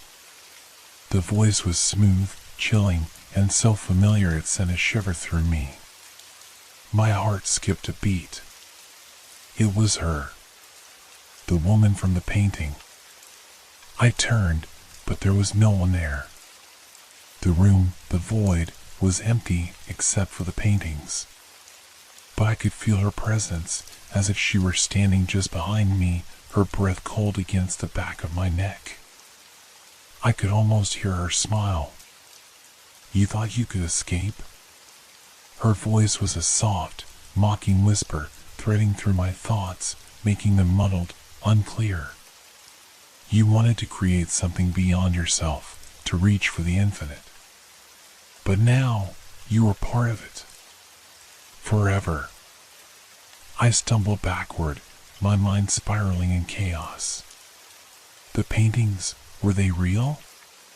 Were they memories, or just some twisted reflection of my mind? No, this couldn't be real. It had to be a nightmare, some kind of trick. But my hands were shaking, the cold sweat on my skin felt too real, and the dread crawling up my spine felt too tangible. The walls seemed to pulse with life, the paintings warping and shifting, as if they were alive, feeding off my fear. One of the faces in a painting, the face of a man, twisted in agony, seemed to reach out toward me. The expression in his eyes was one of desperation, but there was no escape for him. There was no escape for any of them. "You were trapped," the woman's voice purred, "just behind me now." I could feel her presence closing in, could almost feel her breath on my ear. And there is no way out. I spun around, desperate, but there was nothing. The room stretched on forever, the paintings consuming every inch of space. They were closing in, pushing me toward the center of this twisted gallery of horrors. The scraping sound came again, now accompanied by the softest of whispers, laughter, perhaps. It was indistinct at first, but then more voices joined in, rising like a chorus. They were all around me now, filling the space, growing louder, more oppressive. "Please," I gasped, my voice cracking with terror. "Let me go. I didn't mean to. I didn't want this. I was only trying to create, to capture something pure." The laughter died away, leaving only the stillness of the room, the oppressive weight of the paintings closing in. Then the woman's voice returned, colder than before. "You cannot escape the consequences of your actions. This is your creation, your world, and now you belong to it." I closed my eyes, trying to shut out the voices, the whispers, the oppressive weight of the paintings. But when I opened them again, I was no longer in the empty, shadowy room. The walls had vanished, and I was back in my studio, in front of the canvas. But something was wrong. The painting on the easel had changed. It was no longer the peaceful landscape I had started with. It was darker now, distorted, twisted. The woman's face loomed large in the center, her eyes staring at me with that same hollow, predatory gaze. Her smile stretched wider, the edges curling in a way that seemed almost inhuman. And I knew, with a sickening certainty, that I would never be able to escape her. That I had become part of the painting, part of the nightmare. And the worst part? I wasn't sure if it had ever really ended. The world around me flickered again, as though reality itself was wavering in and out of focus. The studio, the bright, familiar room I had spent countless hours in, was gone. There was nothing but the suffocating darkness and the twisted figures in the paintings. They were everywhere now, their faces contorted in agony, their eyes following my every movement. I tried to breathe, but the air was thick, like it was pressing against my chest, suffocating me with each shallow gasp. My heart hammered in my chest, pounding so hard I could hear it in my ears. Every inch of me screamed to escape, to run, but the darkness had me trapped. The woman's face in the painting grew more vivid, more real with every passing second. Her smile twisted into something predatory, her eyes gleaming with malice. It wasn't just her expression that terrified me anymore. It was the way the painting seemed to move, the way her figure shifted, like she was somehow stepping out of the frame inch by inch. "No," I whispered, shaking my head, my voice hoarse. "This isn't real. It can't be." But as the words left my mouth, I felt the weight of her presence behind me, the coldness of her gaze wrapping around my spine. Slowly, I turned. She stood there, in the center of the room, her face still eerily calm, despite the chaos in her eyes. Her body was impossibly still, yet it felt as though the very air around her trembled, alive with malevolent energy. "I warned you," she said softly, her voice like a distant, haunting lullaby. "This world, it's yours now. All of it. And so are we." I felt my legs buckle, but I didn't fall. I couldn't. I was frozen in place, caught in her gaze, trapped in her world. I wanted to scream, to run, but the words caught in my throat. I couldn't move. I couldn't think. The laughter returned, louder now, echoing off the walls of this endless nightmare. It was mocking, cruel, and deafening. The sound was everywhere, inside my mind, my ears, my very soul. The paintings seemed to come alive, their figures writhing, twisting as though they were trying to break free from the confines of their frames. I stumbled backward, my hands shaking as I reached for anything to steady myself. My fingers brushed against the canvas, the one with the woman's face. I expected it to be cold, but it was warm. Too warm. And as I touched it, the painting rippled, like water disturbed by a stone. "No!" I shouted, pulling my hand away. But it was too late. The woman's face distorted, her features warping into something grotesque. Her smile stretched too wide, her eyes too large. The frame itself began to warp, twisting and bending as though it were alive and hungry. The room darkened further, the air thick with the scent of oil paint and decay. And then, something worse, something I couldn't explain, began to happen. The paintings weren't just moving anymore. They were reaching out. I saw a hand, an impossibly long, spindly hand, extend from the canvas. The fingers, blackened and claw-like, scraped across the air, inching toward me. I wanted to scream, to run, but my body refused to obey. It was like I was being drawn into the canvas itself, my feet slipping, my vision narrowing, and I could feel the cold, unforgiving surface of the painting pressing against my skin like it was pulling me in, slowly, relentlessly. No, no, no, and no. I screamed, but the words felt hollow. They were swallowed by the void, lost in the infinite darkness. The hand came closer, and then, just as it touched me, the entire world shifted. I was back in the studio again. My breathing was ragged, my heart racing as if I had just run a marathon. But the paintings, those damn paintings, were still there, staring at me, watching, waiting.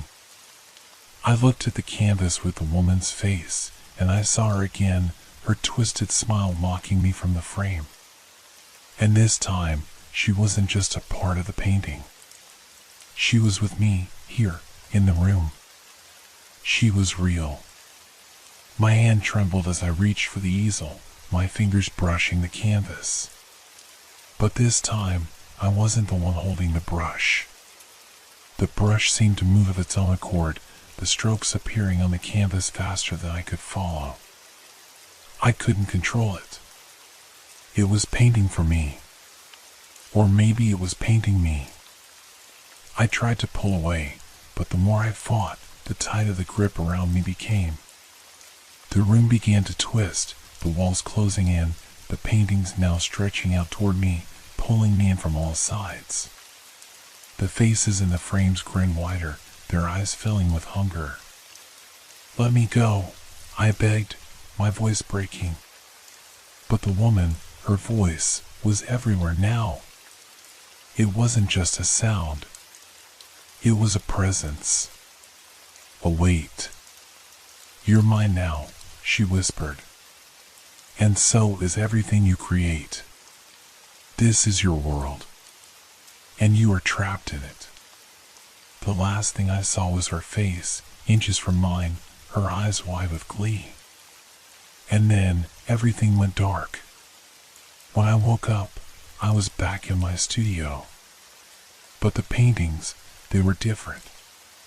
The woman was still there, her smile as cold and cruel as ever. And I wasn't sure if I was still alive or if I had crossed over into something far worse. I didn't know if I could trust my own mind anymore. Was I still painting?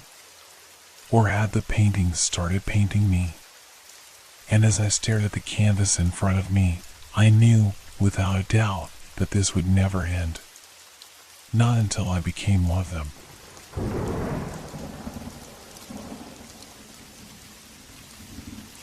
I never believed in monsters.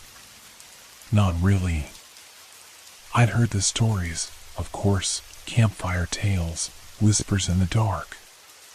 But to me, they were nothing more than old wives' tales, the kind of stories that keep children up at night, wide-eyed and trembling. That was until last night.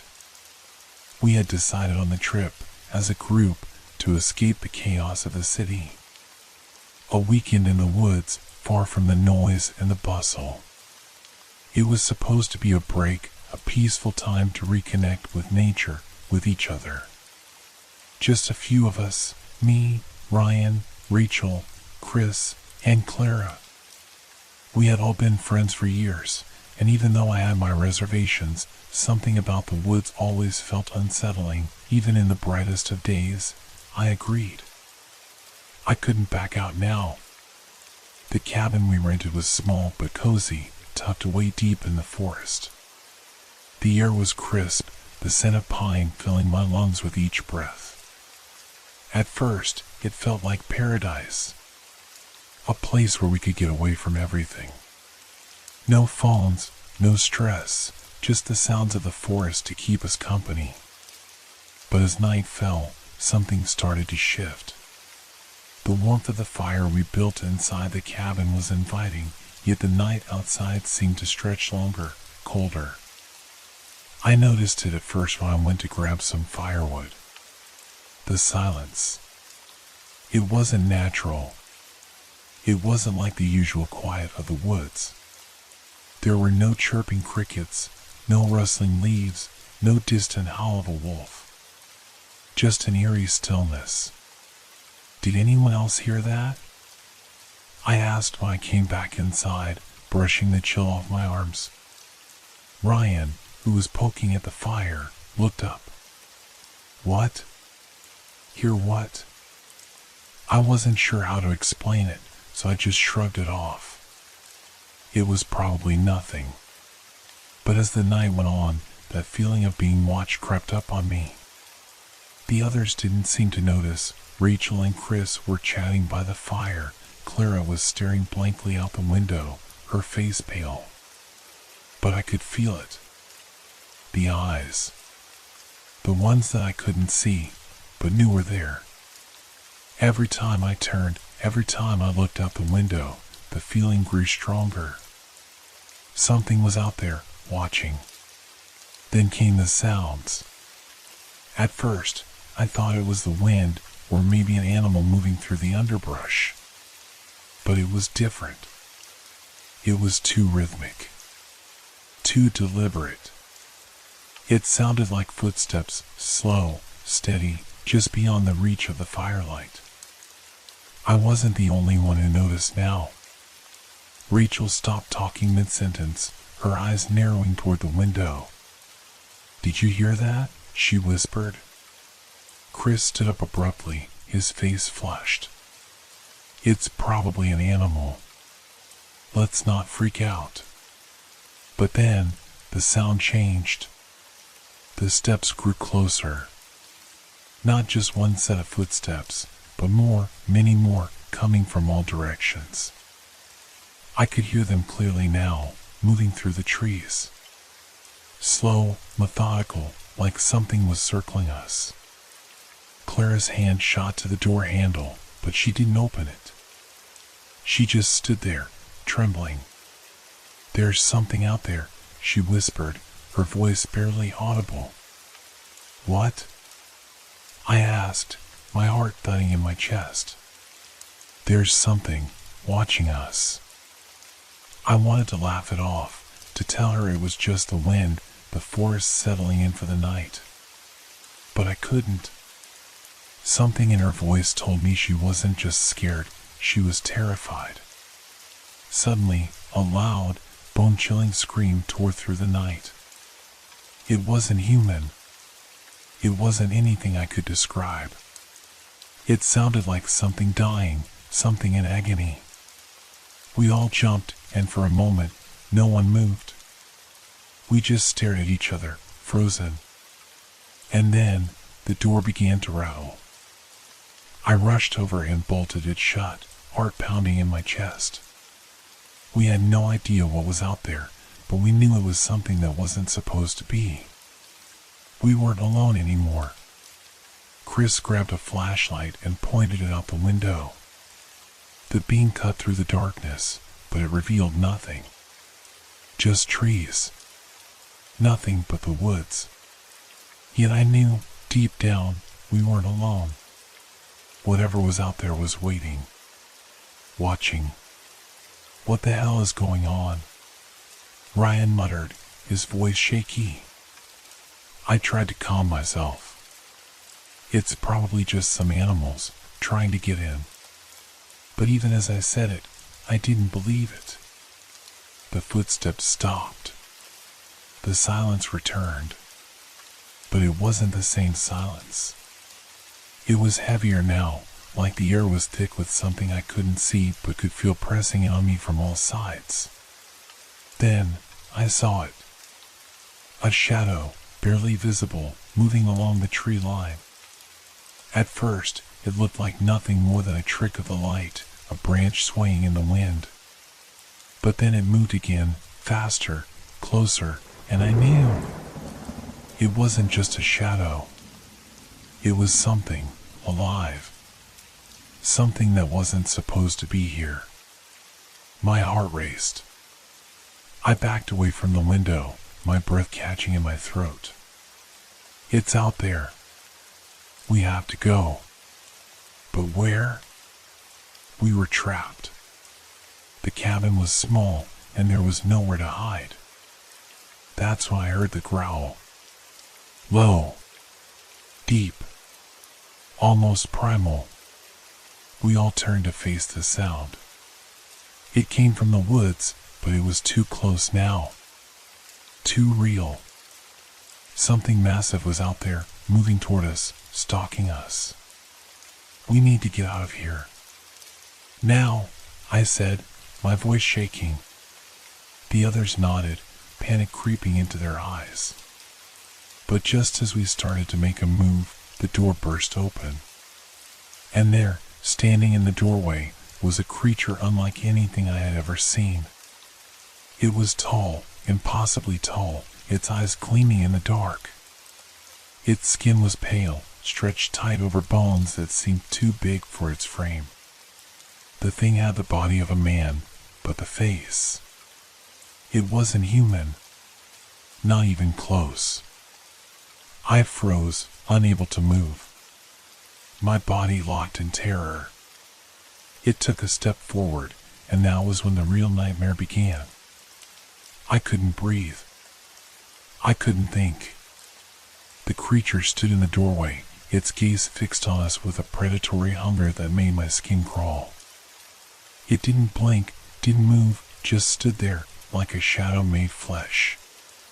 Ryan was the first to react, grabbing the nearest object he could find, an old, rusted fire poker, and raising it as if it would do any good against the monstrosity before us. His hand shook as he lifted it, but his voice was steady, almost too steady. Get away from the door. Now. But the creature didn't respond. It didn't even flinch. It took another slow, deliberate step into the cabin, the floor creaking beneath its weight.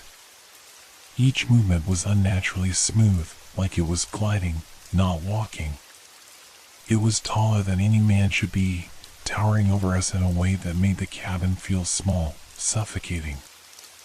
I turned to the others, panic rising in my chest. We need to get out of here.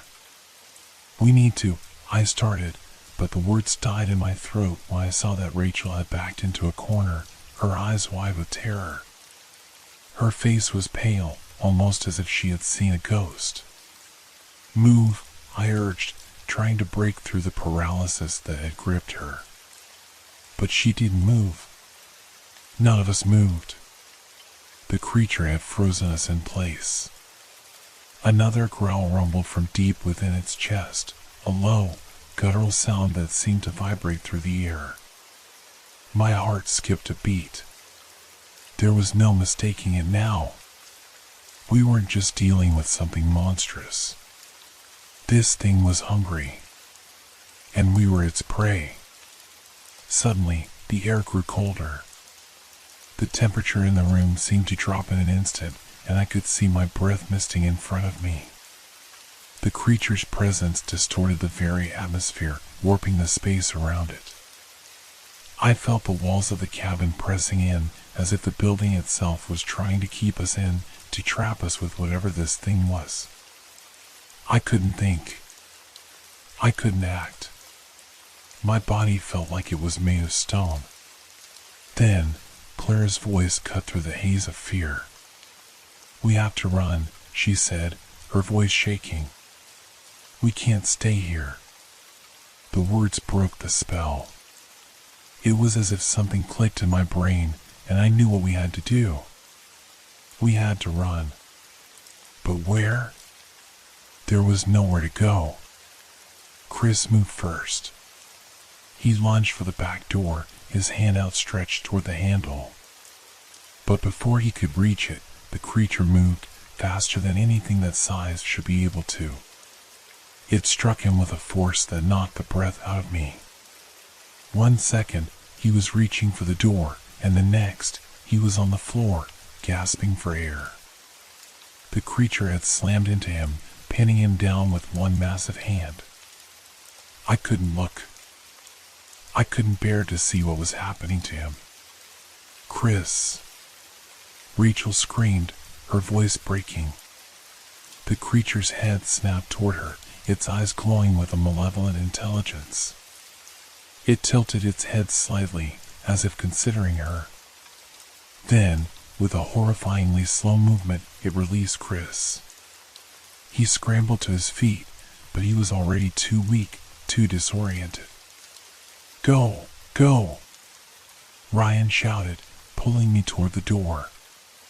"Now!" We all rushed toward the back exit, but when we reached it, we found it was locked. My mind raced. I hadn't locked it. I knew I hadn't. It wasn't possible. The creature was moving again, its long limbs stretching out, fingers like claws, and it was closer now, so close I could feel the chill it carried with it. The growl deepened in its chest, a promise of death. I grabbed the door handle and yanked, desperately trying to get it open. The wood creaked, but it didn't budge. I slammed my shoulder against it, but the door held fast. "We're trapped," Ryan shouted, panic creeping into his voice. Clara backed away, her eyes wild. "It's not real. It can't be real. This isn't real." But I knew it was real. The creature was real.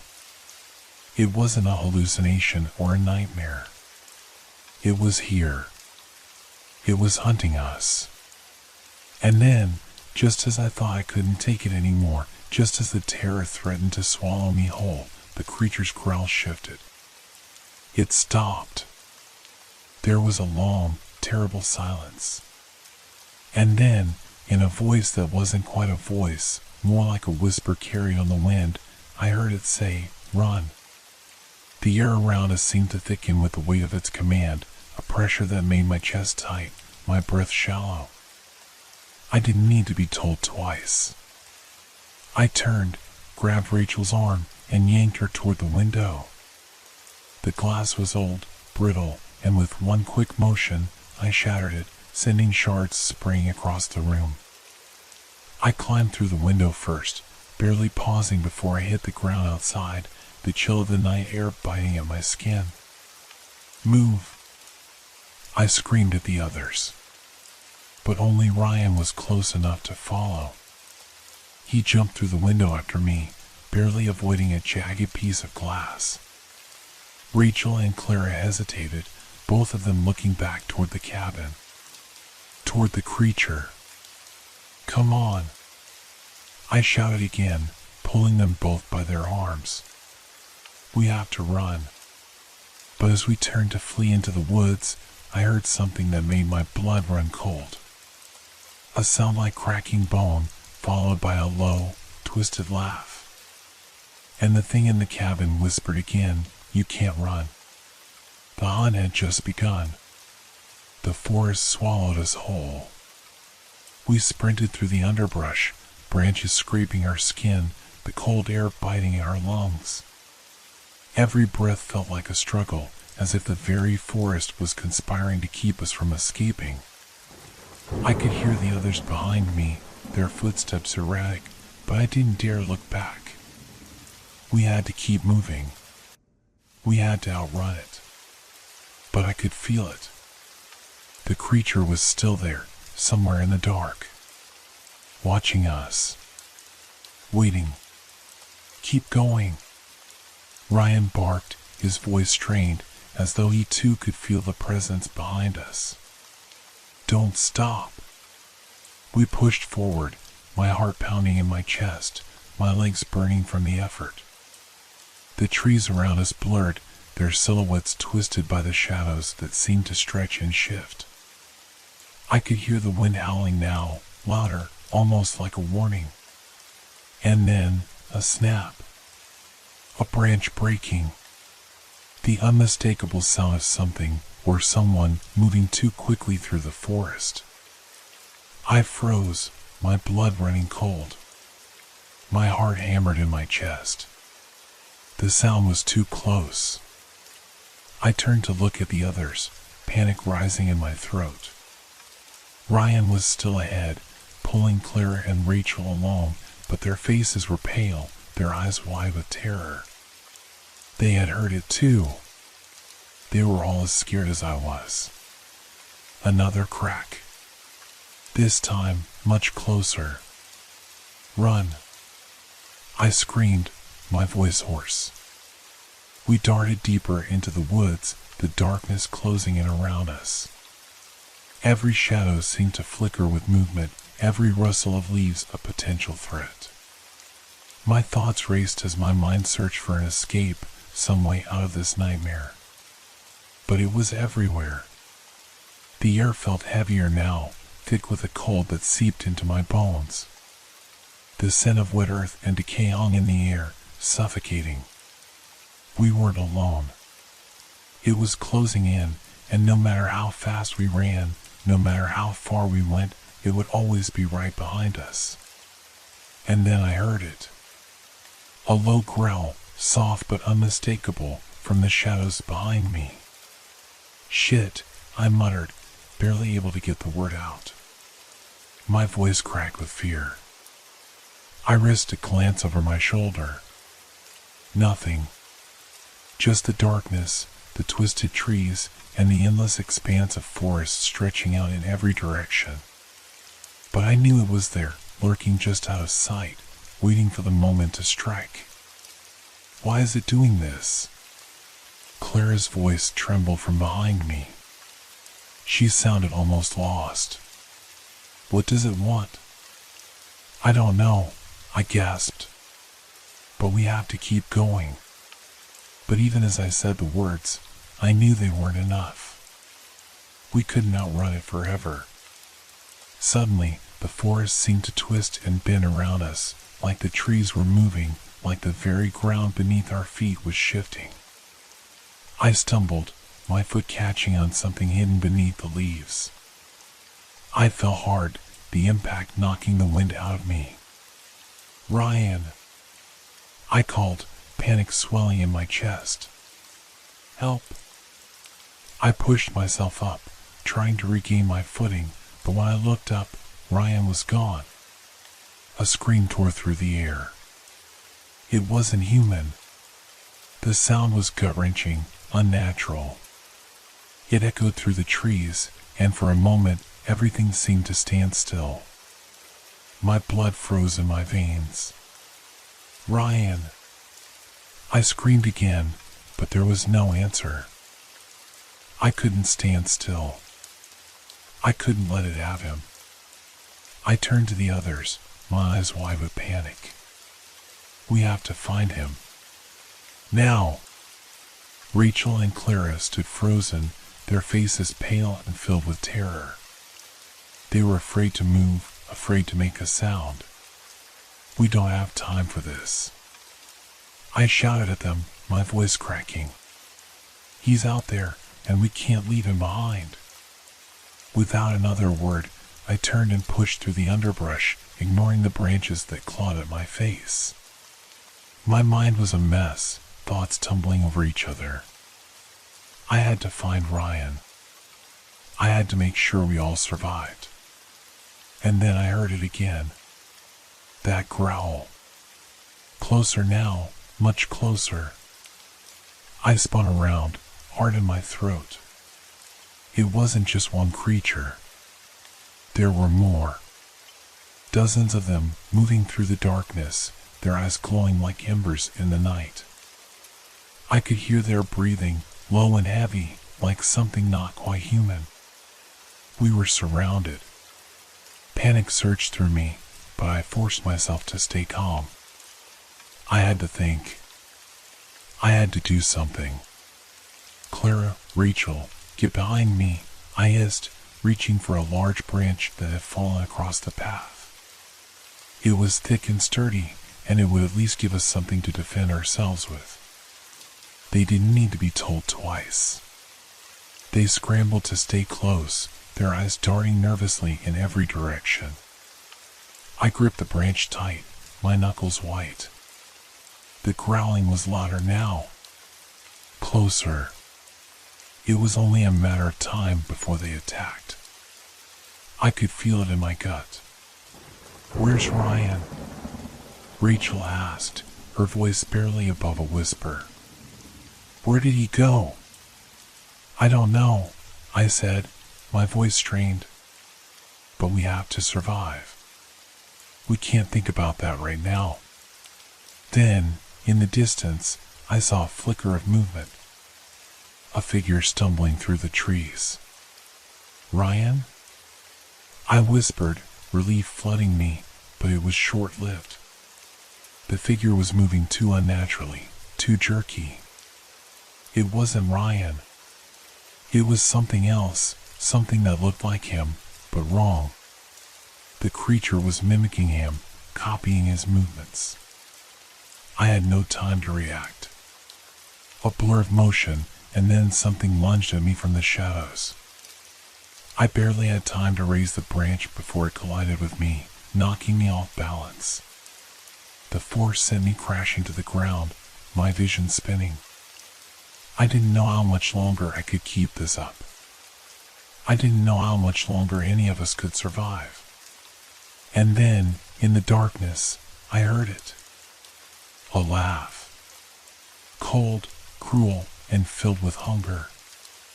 The laugh echoed in my ears, sharp and jagged. It didn't sound human or anything close to it.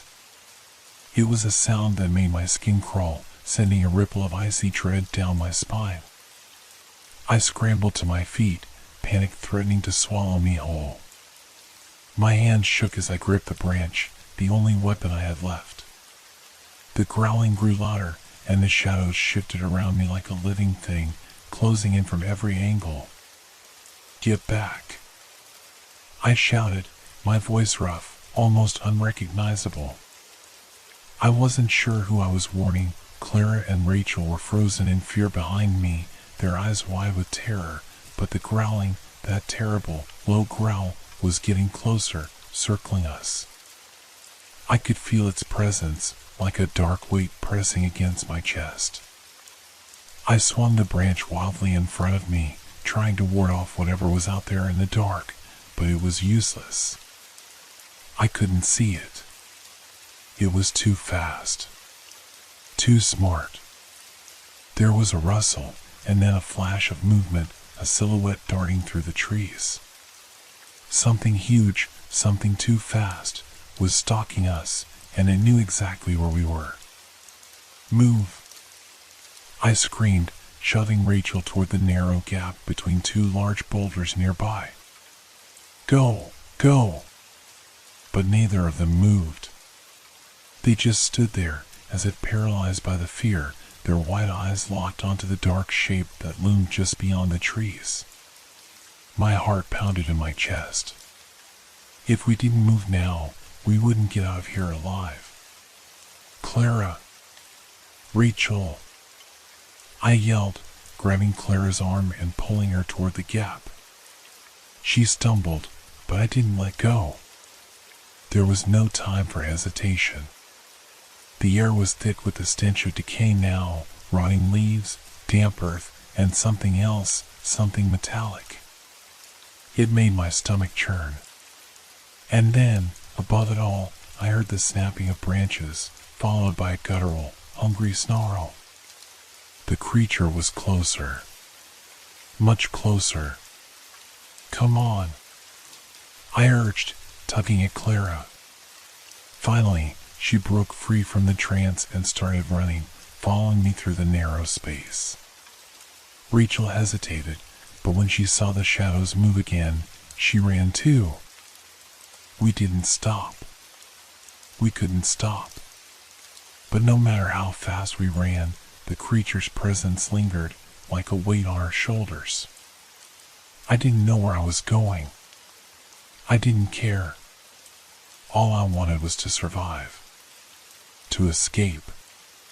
Then, just as I thought we might make it, a loud crash split the air, a deafening snap of branches breaking in half. I whipped around, heart racing, and saw it, a shape, dark and hulking, emerging from the shadows. It was massive.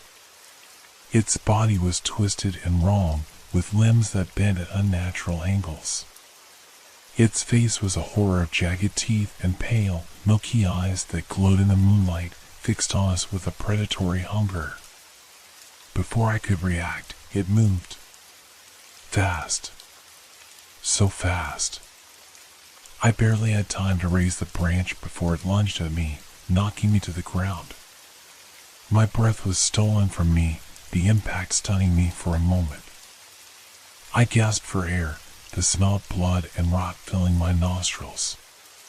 It loomed over me, its dark shape blotting out the moonlight as I struggled beneath it. "Run!" I screamed, but the words came out ragged, desperate. I could hear Clara and Rachel behind me, their breaths short and frantic. But they didn't run. They stood frozen, watching in terror as the creature's claws, long, twisted, and sharp, came down toward me. It was over. I was done for. And then a shot rang out. The creature screamed, a high-pitched, shrill noise that sent a jolt of terror through my body. It recoiled, staggering back as the bullet hit it, but it didn't fall. It didn't die. Another shot. This time, it hit the creature in the side, and it howled in pain. But even then, it wasn't enough to stop it. I managed to roll to the side, narrowly avoiding its claws. My heart was hammering in my chest, every part of me screaming for survival. I looked up, desperate to see who was helping us, and then I saw him, Ryan, barely standing, his hand shaking as he aimed the gun at the creature. "Ryan!" I gasped. I couldn't believe it. He was alive. Somehow, he had survived. But his face was pale, his eyes wide with fear, and his hands were trembling. "Get out of here," he rasped, his voice low and strained. "Now, before it's too late." The creature growled, baring its teeth. It was angry, and it was fast. It surged forward, but this time Ryan didn't hesitate. Another shot, and the creature stumbled back, but it wasn't enough. The bullet had only slowed it down. "Run!" Ryan shouted, his voice cracking. "I'll hold it off. You need to go. Now!" I couldn't leave him. Not like this. But there was no time to argue. "Go!" he yelled again, more urgently. I didn't have a choice. I grabbed Clara and Rachel by the arms and pulled them toward the trees. We ran, stumbling, ducking under branches, pushing through the thick foliage. The sound of Ryan firing again echoed in the distance, but it grew quieter with each step. I didn't look back. I couldn't. Not until I heard the silence. The deep, terrifying silence that followed the chaos. And when I did look back, Ryan was gone. We ran, but it felt like the woods were closing in around us. The trees towered above, their branches twisting like skeletal hands reaching down. The path ahead was obscured by the dense fog rolling in, and the shadows, those damn shadows, seemed to move of their own accord. They were always there, watching us, lurking just beyond the reach of our flashlight. I couldn't stop. My legs burned, and my chest felt like it was going to collapse with every breath, but I couldn't slow down. I couldn't let myself stop and think. Not with that thing out there, hunting us. Clara and Rachel were just behind me, their footsteps frantic and uneven. I could hear their shallow gasps, the desperation in their movements matching mine. The thing was still out there. Still hunting us. I could feel it. I could feel its eyes on us, its presence in the very air we breathed. The cold, suffocating presence that made my skin crawl. Where's Ryan?" Clara's voice was barely a whisper, strained with fear. Her words hung in the air, thick with the reality of what had just happened. Ryan, he'd sacrificed himself for us. But the thought of that, of his face twisted in fear as he told us to run, only made the fear claw deeper into my chest. What if it hadn't been enough? What if we weren't out of danger yet? We can't think about that now, I muttered, my voice ragged. We need to keep moving. But even as I said it, I knew that no matter how far we ran, no matter how fast, we would never truly escape. It wasn't just the creature we were running from anymore. It was the terror that had taken hold of us, the uncertainty of what had happened in these woods, what it all meant.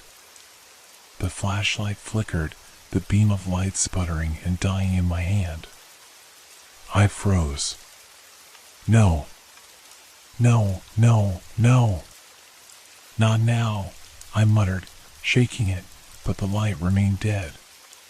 The shadows closed in, suffocating everything around us. We were blind. We couldn't see anything, not the ground beneath us, not the trees, not even each other. Only the sound of our footsteps and the rush of our panicked breathing filled the air. And then, a sound. A whisper. Barely there, like a breath on the back of my neck. My blood went cold. It wasn't a rustle of leaves or the wind. It was something else. Something unnatural. Do you hear that? Rachel asked, her voice shaking. I didn't answer. I couldn't. The whisper came again, louder this time. And then, a voice. A low growl, thick with hunger. It was close. Too close. I spun around, but saw nothing. Only the impenetrable dark of the forest, swallowing everything whole.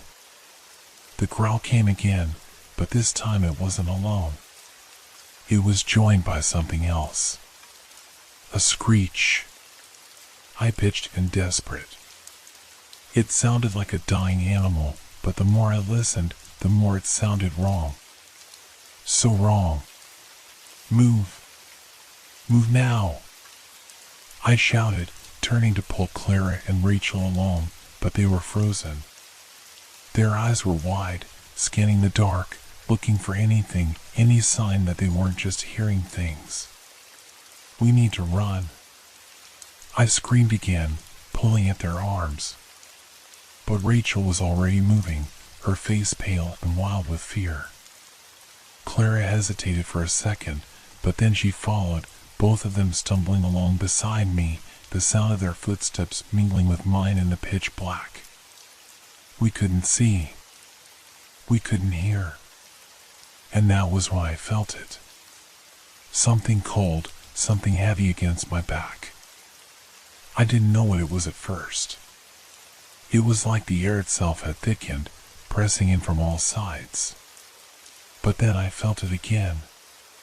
The weight, the pressure, as if the very trees around us were closing in. Run. Faster. I shouted, though I didn't know if it would do any good. The trees were so close now. They loomed over us, their branches clawing at us as we pushed forward. And then I heard it. The snap of a twig behind me. I didn't have to turn around to know what it was. The creature had followed us.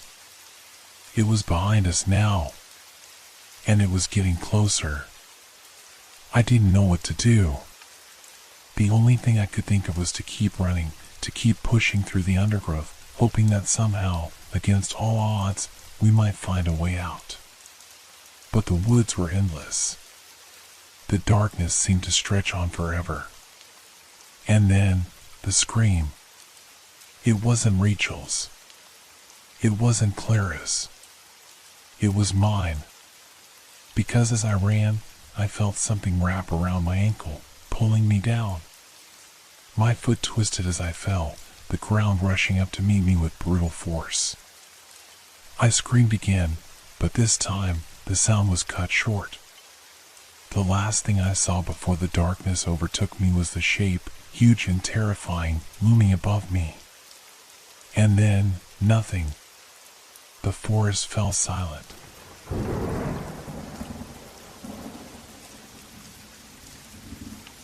Have you ever felt like you're being watched? Not the kind of feeling where you turn around and see someone, but the kind where every instinct in your body tells you something is wrong, and yet you can't see a thing? That's how it starts. That's how it always starts. My name is David, and I live alone in a small apartment at the edge of the city. It's a quiet place, a place most people would call peaceful. But I've never liked it. There's something about the stillness that makes my skin crawl. Maybe it's because I grew up in a busy city, always surrounded by noise, movement, and life. But this quiet is different. It feels suffocating. I moved here 6 months ago, thinking the change would help me clear my mind. I needed space, distance from the noise of my old life. The job that never seemed to stop, the people who always had expectations, the constant pressure of living in a city that never truly sleeps. I thought this place would give me peace. But it didn't. It started with small things at first. Nothing you could really point to or explain. The tapping sounds at night. The creaking of the floorboards when no one was there. The flickering of lights that seemed to happen just when I was about to fall asleep. I chalked it up to the house settling, old wiring, maybe even my imagination. But then it happened again. The thing that changed everything. It was one of those nights when the city felt particularly empty, as if everyone had decided to vanish for a few hours. I was out for a walk, trying to clear my head, when I noticed something unusual. Across the street, at the window of a house I had never noticed before, someone stood. They were staring out, not moving, just standing there in the dark. At first, I thought it was a trick of the light, maybe a shadow or reflection. But no! There was someone there. I tried to shake off the chill creeping up my spine and continued walking. I'm not a paranoid person, but something about that figure made my skin prickle. I kept glancing over my shoulder, half expecting to see them following me, but nothing happened. Still, I couldn't shake the feeling that I was being watched. When I got back to my apartment, I tried to dismiss it. It was just a weird coincidence, I told myself. There was no way that person was following me. But as soon as I opened the door to my place, the hairs on the back of my neck stood up. The apartment felt different. It felt off. I shrugged it off and sat down, trying to focus on something else. I turned on the TV, but my mind kept drifting back to that figure at the window. The longer I thought about it, the more I began to question things. What if they had been watching me the whole time? What if they had been watching me since the moment I left my apartment? The thought was absurd, I told myself. But it wouldn't leave me alone. I tried to sleep that night, but it was impossible. Every sound seemed amplified in the silence. The wind howled outside, branches scraping against the windowsill like fingers, and I could hear the faint sound of something shifting in the walls, like something was moving just beyond my reach. Around 3 a.m, I couldn't take it anymore. I grabbed my coat and went for another walk, needing to escape the suffocating feeling inside my apartment. The streets were eerily quiet, not a soul in sight. But as I passed by the same house, I saw it again. The figure standing motionless at the window. This time, though, I was sure of one thing: they were looking at me. My heart raced as I stopped in my tracks. I couldn't look away, even though every instinct told me to run. The person at the window didn't move. They didn't even blink. They just stood there, staring. And I swear, I could feel their eyes on me, even from across the street. I quickly turned and walked away, my mind screaming for me to hurry. But the feeling of being watched didn't fade. It only grew stronger. As I walked, I felt my breath quicken, my pace faster and faster until I was nearly running.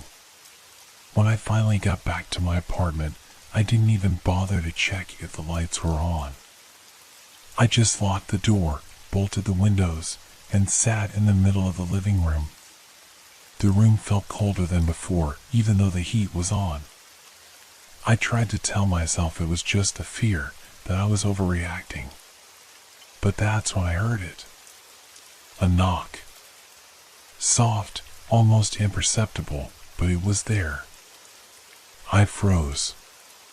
The knock came again, and this time it was louder, clearer, as if someone was standing at the door, waiting. I didn't move. I couldn't. I wasn't sure if I should even answer. My mind raced through every possible explanation, but none of them made sense. Who could be at my door at this hour? And why did it feel like someone else was in the apartment with me? The knocking continued, insistent now, rhythmic, like it had a pattern. And all the while, I couldn't shake the feeling that I wasn't just hearing the knocking from my door. No, I could feel it.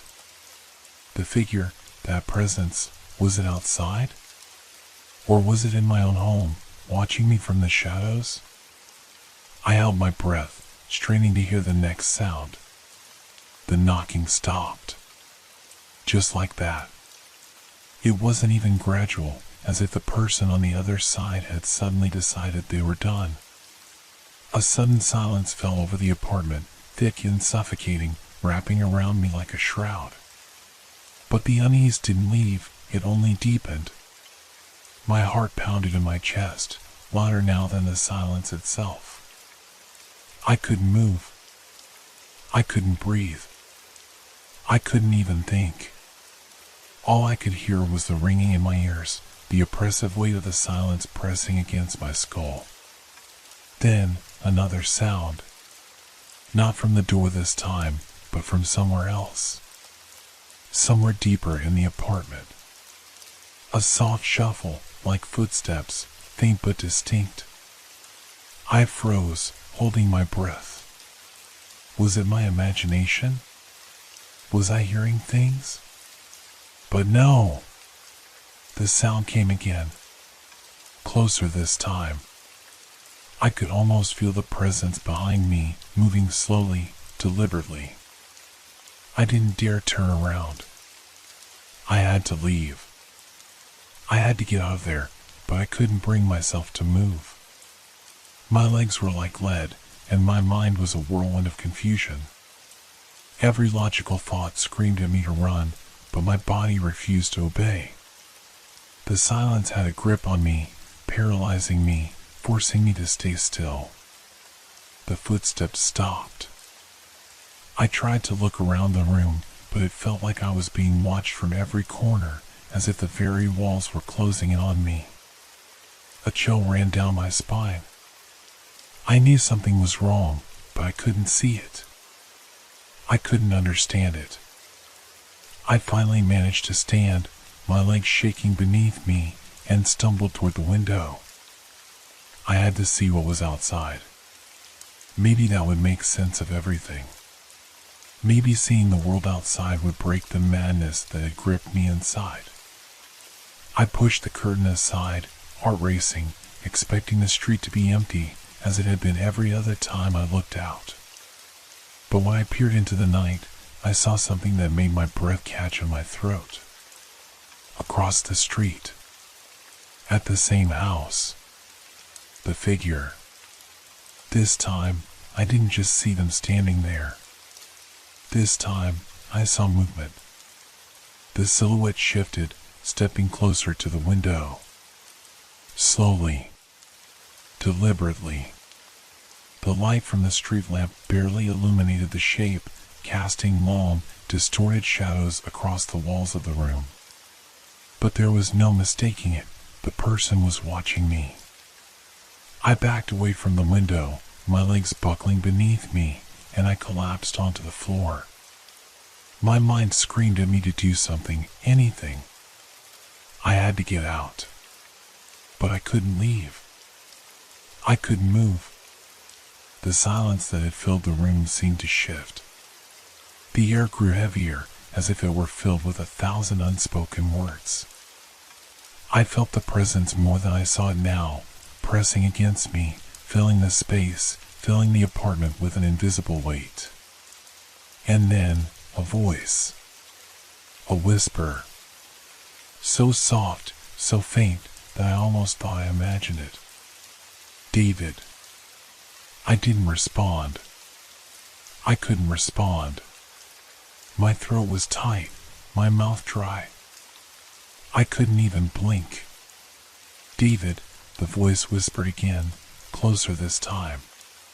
Why don't you come closer?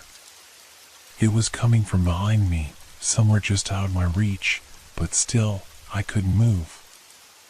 I couldn't even bring myself to turn around. I was frozen in place, trapped in the prison of my own fear. And then, just as suddenly as it had started, everything stopped. The voice, the presence, the sounds, the knocking, all of it. I waited for what felt like hours, just sitting there, my heart pounding in my chest, too terrified to make a sound. But the longer I waited, the more I realized that the silence was no longer the same. It wasn't empty anymore. It was full of something I couldn't see but could feel, like a weight pressing down on me from all sides. I couldn't stay there. I had to get out. I had to escape before whatever was in that apartment consumed me. But when I reached for the door, I stopped. I had left it locked earlier, right? I was sure of it. I had locked it. I'd heard the click. But now, as I touched the doorknob, it felt different. The lock wasn't there. The door was slightly ajar. I yanked the door open and stepped out into the hallway, my breath ragged, my head spinning. Every fiber of my being screamed at me to run. But I didn't know where to go. I didn't know who to trust. All I knew was that I couldn't go back into that apartment. I moved quickly, my footsteps echoing through the empty hallway. But the feeling of being watched didn't fade. It only intensified. As I reached the stairwell, I glanced over my shoulder. The figure wasn't there. But something else was. A shadow. A shape. A face. It was staring at me from the top of the stairs. And the only thing I could hear now, louder than the pounding of my heart, was the soft whisper of that voice. David, you shouldn't have left. I couldn't breathe. The air felt thick, as if it were laced with something I couldn't quite place, something dangerous. I froze on the spot, eyes locked on the shadow at the top of the stairs. The figure wasn't moving, but I could feel its presence pressing down on me like a weight, as though it was slowly squeezing the life out of the space between us. For a moment, everything was still. A deafening silence, but one that felt different from before. This wasn't the emptiness of a quiet room. It was something far worse, something that could see me, and something that wanted to. I forced myself to move, my legs shaky beneath me, but they wouldn't listen. Every step toward the stairs felt like wading through molasses. I wanted to scream, to run, but all that came out was a choked breath. My feet felt as though they were stuck to the floor, as though the very building had conspired to keep me in this nightmare. I took another step, then another. The figure didn't shift. It didn't blink. It didn't move. I told myself to keep moving. I had to get out. I couldn't stay here. Not now. But then, as I ascended the first step, the sound came.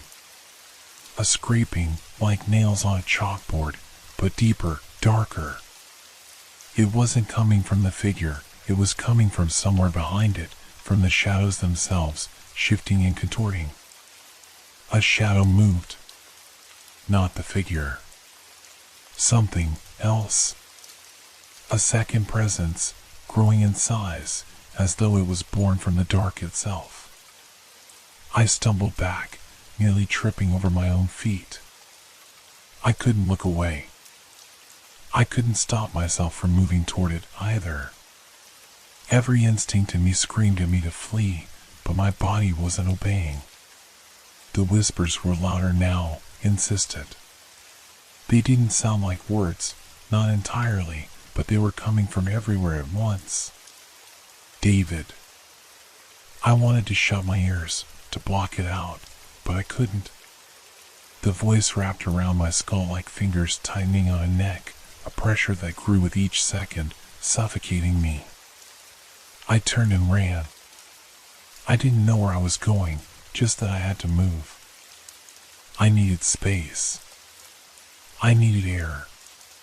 But as I ran down the hallway, the shadows stretched unnaturally in front of me, as though the hallway itself was bending, elongating. The exit door, my only escape, seemed so far away, too far, and the shadows reached for me with an unrelenting pull. The temperature dropped drastically, my breath coming out in invisible clouds, and I could feel something in the darkness watching me, following me. And then, out of the corner of my eye, I saw it. The door. The door to the apartment. Open. It hadn't been opened before. I was sure of it. I had locked it. I froze again. This time, I didn't have the courage to move forward. The figure, was it waiting for me inside? Or had it always been here, somehow, living in the walls, in the air, in the darkness itself? I stepped back, slowly, my hand shaking as I reached for the door handle. My mind was screaming at me to leave, to run down the stairs, but the door was open now, and I could feel it, the call of the unknown, of something pulling me in. I couldn't make sense of it. None of this made sense. How had it gotten inside? And why did I feel drawn to it? I didn't want to. I didn't want to step back into that apartment. But my feet carried me forward anyway, against my will, as though I was being controlled by something far beyond my understanding. Something ancient. A sound, the scrape again, only this time it was right behind me. Closer. A whisper that sounded too loud, too close. I spun around, but there was nothing there. Just the oppressive darkness. And the shadow at the top of the stairs. I took a deep breath. It was now or never. I reached for the doorknob, gripping it so tight my knuckles turned white. But when I opened the door, the apartment was empty. Not a soul in sight. The silence was almost deafening. Yet, as I stepped inside, I felt it. The eyes. Watching. I couldn't shake the feeling. It was as if the very air around me was filled with eyes, unseen but ever present. I walked into the living room, my eyes darting to the corners, but there was nothing. No movement. No sign of the figure that had followed me here. Then I saw it. On the floor, right in the middle of the room, a small piece of paper. I hadn't noticed it before.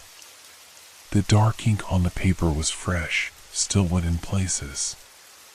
It looked like a message, something written in a rush. I bent down to pick it up, my fingers trembling. I had to know what it said. But as I unfolded the paper, my heart dropped into my stomach. There was nothing written on it. Just a drawing. A face. A face that I recognized. It was my own. And behind the eyes, there was a single word written in block letters. Run. I didn't think. I didn't even hesitate. I turned and ran, bolting for the door. But when I reached it, I stopped dead in my tracks. The figure stood in the doorway, blocking my only escape. The face was pale and expressionless, but the eyes, those eyes, were wide open, filled with an emotion I couldn't name. And then, from somewhere deep within the shadow, the voice whispered again. Soft, almost playful. David, where do you think you're going? And the door slammed shut. I backed away from the door, my pulse thundering in my ears. My breath was shallow, panic flooding my chest as I tried to understand what was happening. The figure stood motionless in front of the door, its face now barely visible in the dim light of the hallway. The eyes, they were too large, too wide, as if they were not meant to exist on a human face. The air in the room was thick, heavy with an unnatural weight. I could feel the pressure building, squeezing my lungs. I didn't know how long I'd been standing there, staring at it, but every second felt like an eternity. My mind raced in a blur, trying to piece together the puzzle, but nothing fit. Nothing made sense. Why are you doing this? I finally managed to whisper, my voice hoarse, barely a sound. The figure didn't respond. It didn't need to. The silence spoke louder than anything. A deep, suffocating silence that filled the space like a heavy fog. I could feel the walls closing in on me, and the shadows seemed to stretch longer, darker. The figure's eyes, those eyes, never blinked, never moved. I couldn't tell if it was staring at me or through me, but I felt its presence like a physical force. It was inside my mind, burrowing into the cracks, finding my deepest fears and pressing them into my skull. I needed to escape. I had to. I was going to suffocate in here if I stayed. I turned away from the figure, my legs trembling beneath me. There was no way out, no clear path to safety. But I couldn't just stand there. I had to act. I glanced around the room, desperate for any escape. The window, it was too small. There was no way I could fit through it. The walls, they felt too solid, too close, as though the entire apartment was shrinking around me. Then my eyes fell on something. The closet door, barely cracked open, beckoning me. It was dark inside, but the darkness was familiar. Safer, somehow. I didn't think. I didn't hesitate. I darted towards the closet, my heart pounding in my chest. My fingers scraped against the wooden door as I pulled it open wide enough to slip inside. I slammed it shut behind me, plunging myself into darkness. For a moment, there was silence. Absolute, suffocating silence. My breath echoed in the cramped space, my chest heaving as I tried to calm my racing heart. The shadows around me felt thick, like a heavy blanket pressing down on me, but at least I was hidden. At least, I thought I was. I pulled my knees to my chest, wrapping my arms around them, trying to steady myself. I was shaking, my mind spinning with 1,000 thoughts, all of them frantic and nonsensical. What was that thing? Why had it followed me? What did it want? And then, from the depths of the closet, I heard it. A faint scratching sound, barely audible at first. But it grew louder, closer. Something was moving. Something was in here with me. I held my breath, straining to hear, straining to understand what was happening. The scratching stopped. Then I heard something worse. A whisper. Soft, barely more than a breath. David. I can hear you. I froze, my body going rigid. The voice, no, the sound, was all wrong. It was too close, too familiar. I could feel it crawling inside my mind, like the worst kind of itch, something I couldn't escape. I closed my eyes tightly, refusing to believe what I was hearing. It couldn't be real. It couldn't be. But the voice came again, this time louder, more insistent. David, you can't hide from me. I didn't dare move. I didn't dare breathe. The darkness around me felt like it was closing in tighter, suffocating me from all sides. I tried to push it away, tried to convince myself that I was imagining it. But the whisper persisted, a growing, guttural sound that filled the small space. I couldn't take it anymore. I couldn't stay in that closet, trapped in that suffocating blackness with that voice. I needed to leave. I needed to escape. I slowly reached for the handle, my fingers trembling. I turned it, wincing as the soft click of the latch echoed too loudly in the silence. I opened the door just a crack, enough to peek outside. The hallway was empty. The figure, the one that had been blocking the exit just moments ago, was gone. But the silence remained. The oppressive silence that felt like it was pressing down on me from all sides. I stepped out, my feet barely making a sound against the floorboards. I moved slowly, cautiously, my eyes scanning every corner, every shadow. I couldn't let my guard down. Not now. Not after everything that had happened. The apartment was eerily still. No sounds. No movement. Just an unsettling, heavy silence that seemed to echo in my ears. I turned back toward the door to the hallway, but something caught my eye. A figure in the reflection of the hallway mirror, standing motionless, watching me. My heart skipped a beat. It was the same face. The same eyes. I whirled around, my pulse spiking, but there was nothing there. The hallway was empty.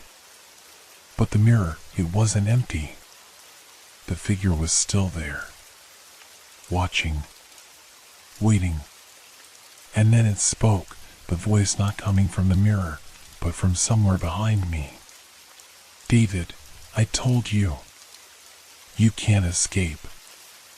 I spun around, panic flooding my veins. But the apartment was empty. No one. Nothing. Just me and the creeping, suffocating dread that filled every corner of the space. But then I saw it. Something moving out of the corner of my eye. A shadow, dark and thin, slithering along the edge of the room. I wasn't alone. And I was never going to be again.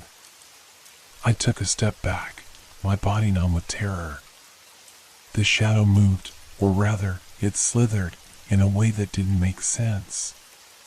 It wasn't like a normal shadow. It stretched and twisted unnaturally, like it was alive, crawling toward me with a slow, deliberate pace. My legs felt like they were made of stone, but I couldn't afford to freeze. I had to move, I had to get away. I turned and ran, no thinking, no planning, just the desperate, instinctual need to escape. The floorboards creaked beneath my weight, and every step felt like an eternity. I didn't dare look back, not for a single second. But I could feel it. I could feel it following me, the air growing colder, heavier with every step I took. I reached the front door and pulled at the handle. It wouldn't budge. I twisted and pulled with all my strength, but the door was locked. It had never been locked before. My heart hammered in my chest. My hands shook uncontrollably. I was trapped. Behind me, I could hear the rustle of movement, the sound of something crawling, slithering on the floor. The shadows were alive. They were closing in on me, trapping me in this nightmare.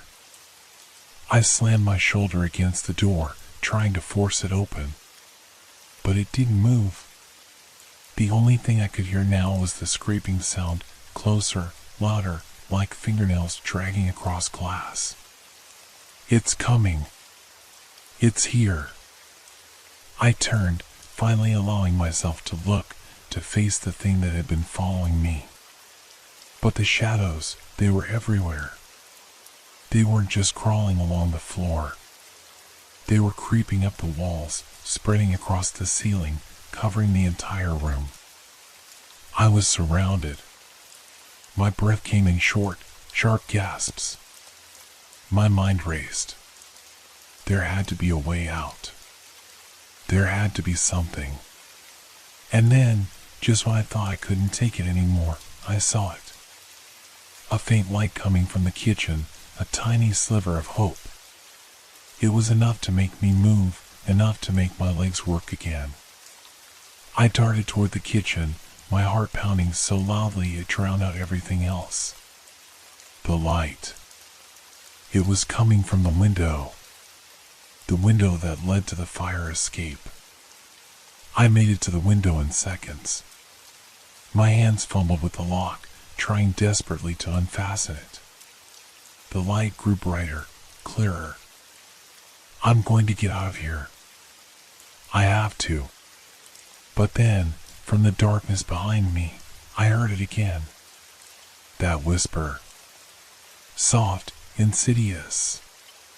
You can't leave. The voice was right behind me, and for a moment, I thought I was going to faint. But I refused to let it control me. Not this time. I yanked open the window, the cold night air rushing in, filling my lungs with relief. I scrambled through, my body aching as I forced myself into the narrow space. But I wasn't free yet. A cold hand gripped my ankle, yanking me back. I screamed, panic flooding my every nerve, but my foot was stuck. The shadows were pulling me in, dragging me back into the apartment, into the dark. I kicked, struggled, but nothing worked. The shadows were too strong, too suffocating. My body was being pulled back, inch by inch, as if the darkness itself was alive, hungry. And then, just as I thought I was going to be swallowed whole, I saw something that made my blood run cold. In the reflection of the window, I saw it again. The figure. Standing in the hallway, watching me. But this time, its face was clearer. Its eyes were wide open, its mouth stretched into a grotesque, unnatural grin. It wasn't just watching me. It was smiling. And then, as I was pulled back, I heard the voice again, this time louder, more forceful. I told you, you can't escape. The last thing I remember was the sensation of falling, the darkness swallowing me whole. I woke up in my bed. My body ached, and my head was spinning.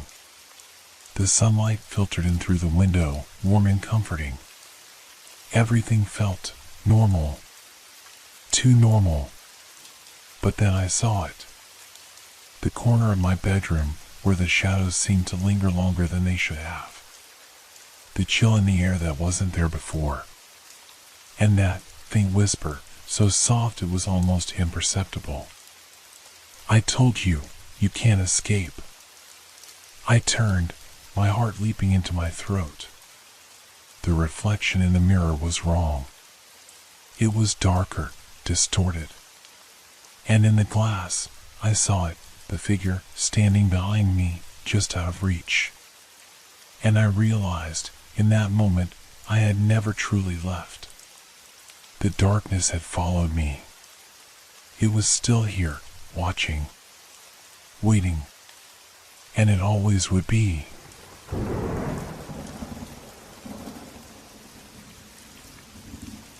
How far would you go to uncover the truth? To unravel the things that lie buried in the corners of your past? I found the letters on a rainy evening. The kind of evening that feels like the world is pressing in on you, each droplet of water tapping against the window like some urgent message you can't quite understand. It had been a quiet night. Too quiet. The only sounds were the hum of the refrigerator and the occasional creak of the house settling. I wasn't looking for anything. I never expected to find anything. But there they were, hidden in a dusty old box in the back of the closet. Letters that seemed out of place, old, yellowing, and wrapped in frayed string. But what truly disturbed me was the fact that they had no return addresses. No names.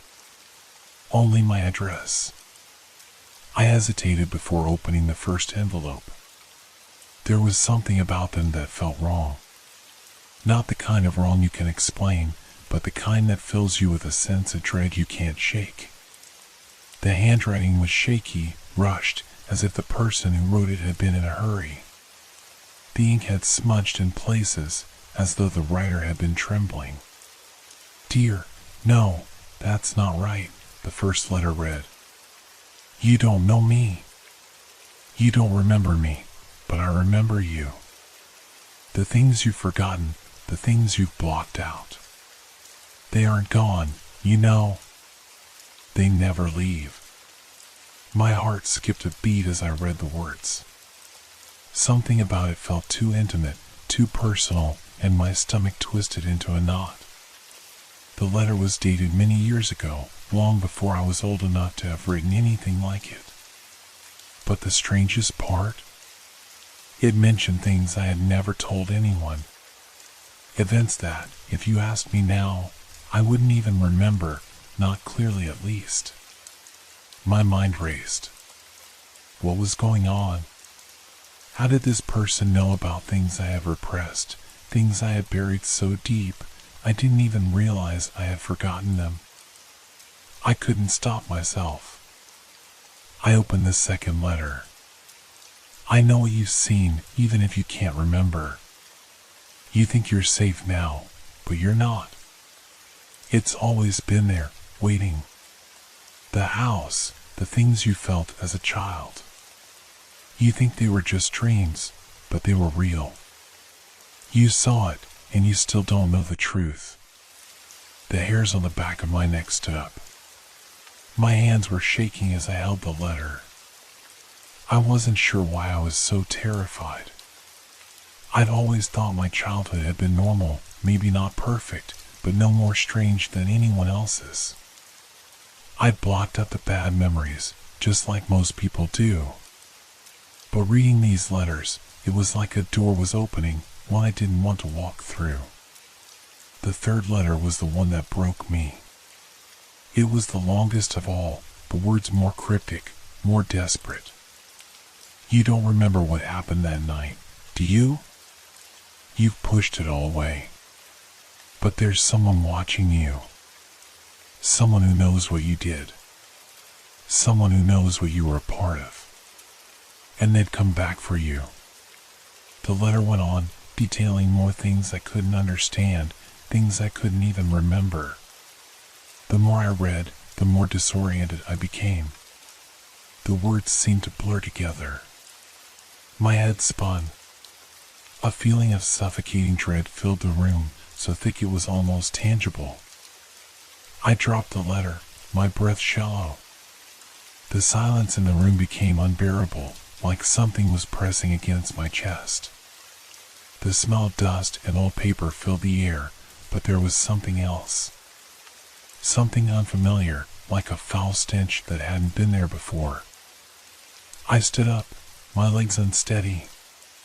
The walls of the room seemed to close in on me, the familiar comfort of my own home turning against me. I felt watched. The hairs on the back of my neck stood up. I turned quickly, half expecting to see someone standing in the doorway, watching me. But the room was empty. I swallowed hard, trying to steady my breath. I tried to laugh it off, to tell myself I was being ridiculous. But something deep in my gut told me this wasn't just my imagination. There was something wrong, something sinister, and I couldn't ignore it. The letters had awakened something from my past, something I wasn't ready to face. I tried to forget. I tried to push it all aside, but the words, the haunting tone of the letters, kept echoing in my mind. That night, as I lay in bed, I couldn't shake the feeling that I was being watched. I stared at the ceiling, waiting for sleep to come, but it never did. I tossed and turned, the house creaking around me. The shadows in the corners of my room seemed to move, bending and shifting in ways they shouldn't. And then, just as I thought I might be losing my mind, I heard it, a soft, almost imperceptible whisper coming from the corner of the room. "You don't remember, do you?" I froze. My heart skipped a beat. I wasn't alone. The past had come back, and it was about to show me things I had long forgotten. The whisper faded just as quickly as it had come, leaving behind a thick silence that felt like it was swallowing the room. I lay there, frozen, not daring to move, my ears straining for any sign that I hadn't imagined it. But there was nothing. Only the soft creak of the house settling, the wind howling faintly outside. The whisper could have been the wind. It could have been my mind playing tricks on me after reading those disturbing letters. But deep down, I knew it wasn't the wind. It wasn't just my mind. I slowly turned my head toward the corner where the voice had come from. The shadows there seemed darker than they should be, thicker somehow, as though they were gathered together, huddling in the corner, waiting. I tried to dismiss it as a trick of the light, but the unease in my stomach only grew. I pulled the blanket tighter around me, willing myself to close my eyes, to fall asleep and forget everything. But the words from the letters kept repeating in my head, over and over. "You don't remember what happened that night. You blocked it all out." What night? What had happened? The next morning, I tried to push the events of the night aside. I went about my day like everything was normal, but it wasn't. Every creak of the house, every rustle of the wind, felt wrong. As though something unseen was following me, waiting for me to remember, waiting for me to confront whatever it was I had forgotten. The letters lay on my desk, untouched. I hadn't even had the courage to open the next one. But I knew I would have to. I knew I couldn't run from it forever. So, with a shaking hand, I opened the fourth letter. It was longer than the others, and this time, the handwriting was even more frantic, the ink smeared as if written in haste. "You've ignored the signs, and now it's coming. You can't hide from what you are, from what you've done. It's in your blood. It's always been there." I gasped, feeling my pulse quicken. What did this mean? What had I done? I continued reading, my eyes scanning the words, searching for some explanation. They want you to remember. They want you to face it, to see what you've become. Don't ignore it, because if you do, it will come for you. And this time, you won't escape. My heart pounded in my chest. I had to know. I had to understand what all of this meant, what these letters were trying to tell me. But every instinct screamed at me to stop, to leave it alone before it was too late. I glanced at the clock, almost 6 in the evening. I wasn't sure why, but I had the sudden urge to go outside. To clear my head. To get away from the oppressive feeling of the house. The air felt heavy, thick with something I couldn't explain. I grabbed my jacket and left the house, the door creaking as I shut it behind me. The cool evening air hit my face, and for a moment, I felt a sense of relief.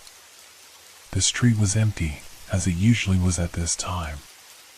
The quietness of the neighborhood was almost comforting.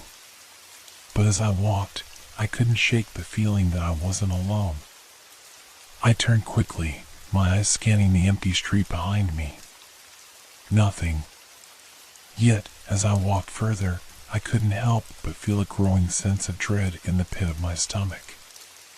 Something was wrong. I knew it. I could feel it in my bones. The sky was growing darker, the streetlights flickering in the distance. And then, as I passed the old abandoned house at the end of the block, something caught my eye. A figure stood in the window, watching me. My heart stopped. I froze, my breath catching in my throat. The figure didn't move, didn't blink. It just stood there, staring at me with an intensity that sent chills down my spine. I knew that house. It had been abandoned for years, but there, in that window, was someone standing, watching me. I tried to dismiss it, to tell myself it was just another trick of the light, but I couldn't. The figure's gaze felt too real, too familiar. I stumbled backward, my eyes never leaving the window. I turned and ran, not caring about the empty street or the fear tightening in my chest.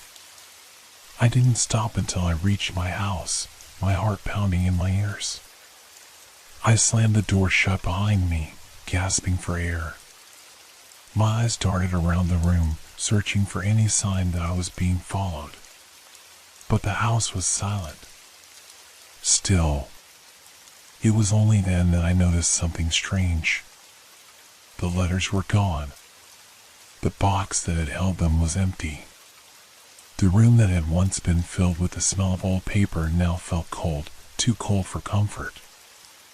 I walked to the desk, my hands trembling, searching through the drawers, through every corner of the room. But the letters were nowhere to be found. As I stood there, panicking, I heard it. A sound so faint I almost missed it. The soft rustle of paper. I turned, my eyes scanning the room. And then, on the table in front of me, there it was. A new letter. No address. No name. Just a single line written in the same shaky handwriting as the others. You shouldn't have come back. I couldn't breathe. I stared at the letter, my pulse racing. The words seemed to burn themselves into my mind. You shouldn't have come back. What did it mean? What was happening to me? The room felt suffocating, the air thick with an oppressive silence. I looked around again, as though expecting the walls to close in on me, the shadows to creep closer. The familiar, comforting room I had known my whole life now felt foreign, as if something had shifted beneath the surface, something I couldn't see but could only feel. I picked up the letter with trembling hands. The paper was old, almost brittle, but it wasn't one of the letters I have read before. It was a new one. The ink was fresh, and the handwriting was frantic, as if written in a hurry, with no time to waste. I opened it, my eyes scanning the words, but the message inside was simple and direct. It's coming for you. You cannot outrun it. It will find you. It always does. I let out a shaky breath. This couldn't be real. It couldn't be happening. But the feeling inside me, the cold, gnawing fear, told me otherwise. Every instinct I had screamed at me to leave, to run far away, but where could I go? Where would I be safe from something that seemed to know me, something that could reach me no matter where I was? The whisper from the night before echoed in my mind. The figure in the window. The letters. All of it pointed to something I was either too afraid or too unwilling to remember. I had to know what was going on. I couldn't keep hiding from this. I needed answers, even if they terrified me. I grabbed my jacket once more and stepped outside, the chill of the evening air biting at my skin. The street was empty, the houses around me silent, but the unease in my chest didn't lessen. If anything, it only intensified. I walked briskly, my footsteps echoing down the street as I made my way to the old abandoned house at the end of the block. It was the only place that seemed to hold the answers, the only place I had to go. As I approached the house, the feeling of being watched crept up my spine. I couldn't explain it, but it was as though eyes were on me from every direction. The shadows seemed to stretch and twist in unnatural ways, as though they had a life of their own. I stopped in front of the house, staring at the darkened windows. The figure had been in that same window last time. I could feel it in my bones. Something was there, something that had been waiting for me. I hesitated for a moment, my hand hovering over the rusty doorknob. This was a mistake. I shouldn't be doing this. But I had no choice. The fear that gripped me was worse than the uncertainty of what I would find inside. I pushed the door open with a creak, the sound breaking the silence like a knife cutting through the air. The smell of dust and decay hit me immediately, and I took a step inside, my heart thumping loudly in my chest. The house was dark, the only light coming from the slivers of moonlight shining through broken windows. It was silent, too silent. The air felt heavy, thick with something I couldn't quite place. I walked cautiously through the hallway, my eyes darting around the dimly lit space. Then I heard it, a faint sound. It was soft at first, like a rustle, but then it became louder, more distinct. A voice. It wasn't coming from the other side of the house. It was coming from inside, from somewhere close. My breath caught in my throat as I strained to listen. "Help me." The voice was barely a whisper, but it sent a chill straight to my core. It sounded familiar. But who was it? I followed the sound, each step feeling like it took me deeper into the house, deeper into something I wasn't ready to face. My legs felt weak beneath me, but I pushed forward, the whisper growing louder with each passing second. I turned a corner and found myself in a room I hadn't noticed before. It was small, with peeling wallpaper and a lone, cracked mirror hanging on the wall. The air in the room felt colder than the rest of the house. A strange, suffocating feeling washed over me. And then, I saw it. On the floor, near the center of the room, was a small, wooden box. It was old, just like the letters. My breath hitched in my chest as I knelt down, reaching for it. My hands trembled as I touched the surface, the cold wood sending a shock through my fingertips. I opened the box slowly, dreading what I would find. Inside was a stack of old photographs. I pulled one out, the edges worn and yellowed with age. My heart nearly stopped when I saw the image. It was a picture of me. But I didn't remember this moment. I didn't remember ever taking this photo. I was a child, standing in front of that very house, smiling, with a woman beside me. Her face was blurred, as though the photo was damaged, but her eyes, those eyes, I knew them. I had seen them before, in the mirror. In my dreams. And then it hit me. The woman in the picture was my mother. But there was something wrong. Something was wrong with her eyes, with the way she looked at the camera, at me. It wasn't a mother's love I saw in that gaze. It was something darker. Something sinister. I dropped the photo in shock, my hands shaking violently.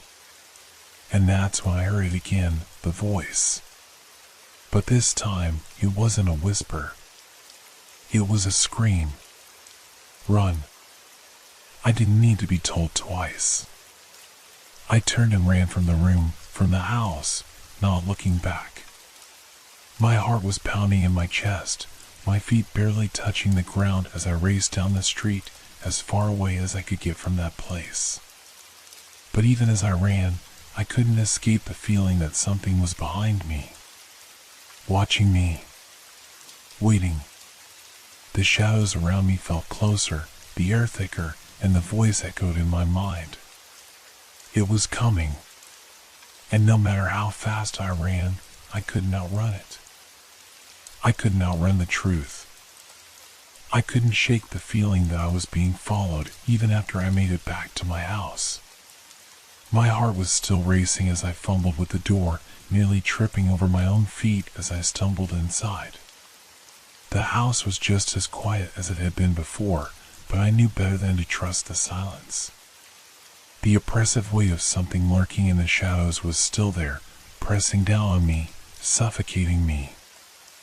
I locked the door behind me, and for a moment, I just stood there in the entryway, trying to catch my breath. My hands were clammy, my body trembling. It was as though the house itself was holding its breath, waiting for something to happen. But what? I closed my eyes for a brief moment, trying to calm the panic that was threatening to overtake me. The images from the photographs were still burned into my mind, the woman, my mother, standing there with that strange, unreadable look on her face. What had happened to her? What was I missing? I couldn't let it go. I couldn't ignore it. I had to understand. But the truth felt like it was slipping through my fingers. Every time I thought I was getting closer to an answer, something else emerged, something more horrifying than before. I wandered through the house, trying to distract myself. My gaze fell on the old wooden staircase that led to the second floor. I hadn't been up there in years. It was a place I avoided. But now, it felt like the only place I could go. I had to see more, find out more, even if it terrified me. I walked up the stairs, each step creaking beneath my weight. The upstairs was dimly lit, the light flickering from the hallway above. I could feel the air grow colder as I moved deeper into the house, as though it were drawing me into something I wasn't ready to face. The hallway stretched out before me, the doors to the rooms I used to know now seeming foreign. The door to my childhood bedroom stood at the end of the hall, cracked open just slightly. The memory of that room, the memories of being a child in that bed, felt distant now, like a dream I couldn't quite remember. But something was calling me back, something that had been left behind. I walked towards it, my footsteps slow and deliberate.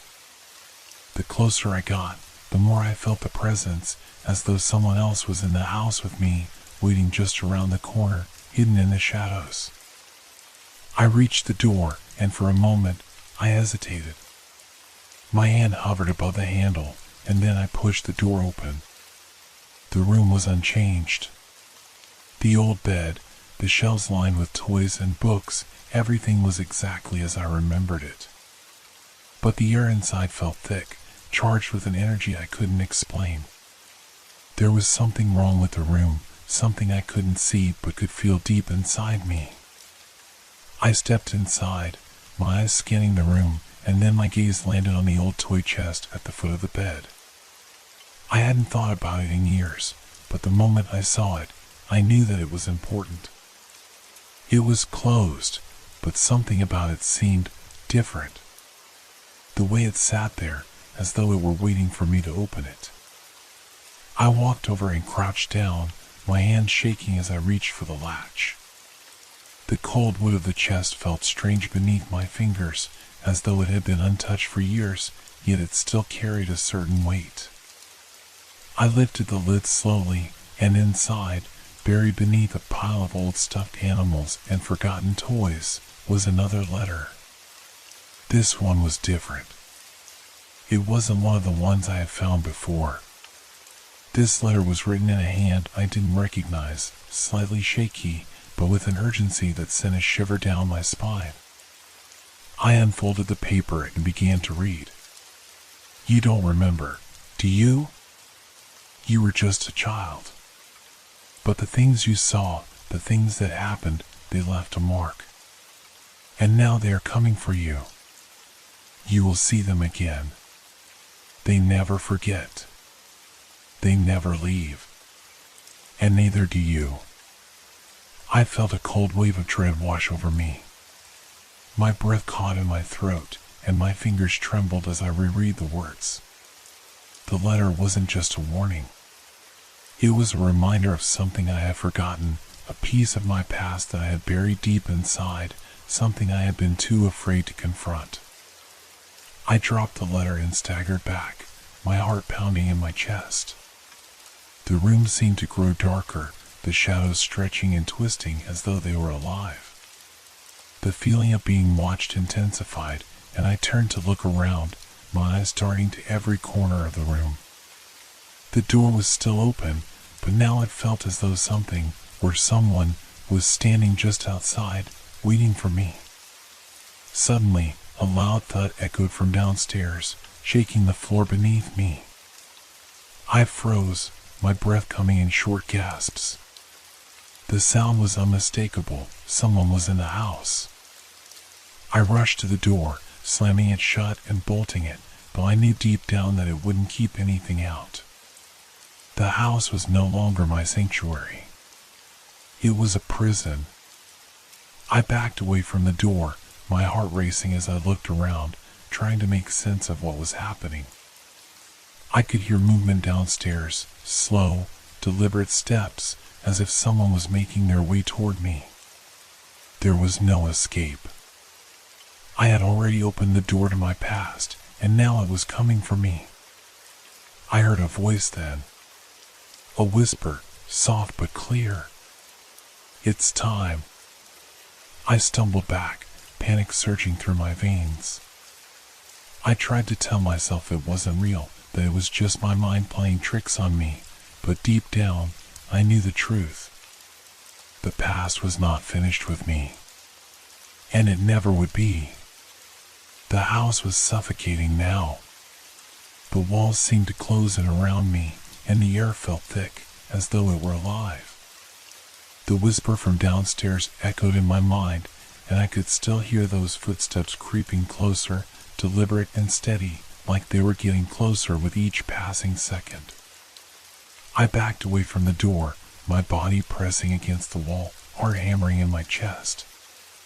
The sound of footsteps was unmistakable now, heavy, purposeful, as if someone was heading toward the very room where I stood. My mind raced, trying to come up with a plan, but I couldn't think. My body was paralyzed by fear, my thoughts scattered and jumbled. I couldn't remember the last time I had felt so small, so helpless. But one thing was clear, whatever it was that had been lurking in the shadows of my family's past was here. And it wasn't leaving.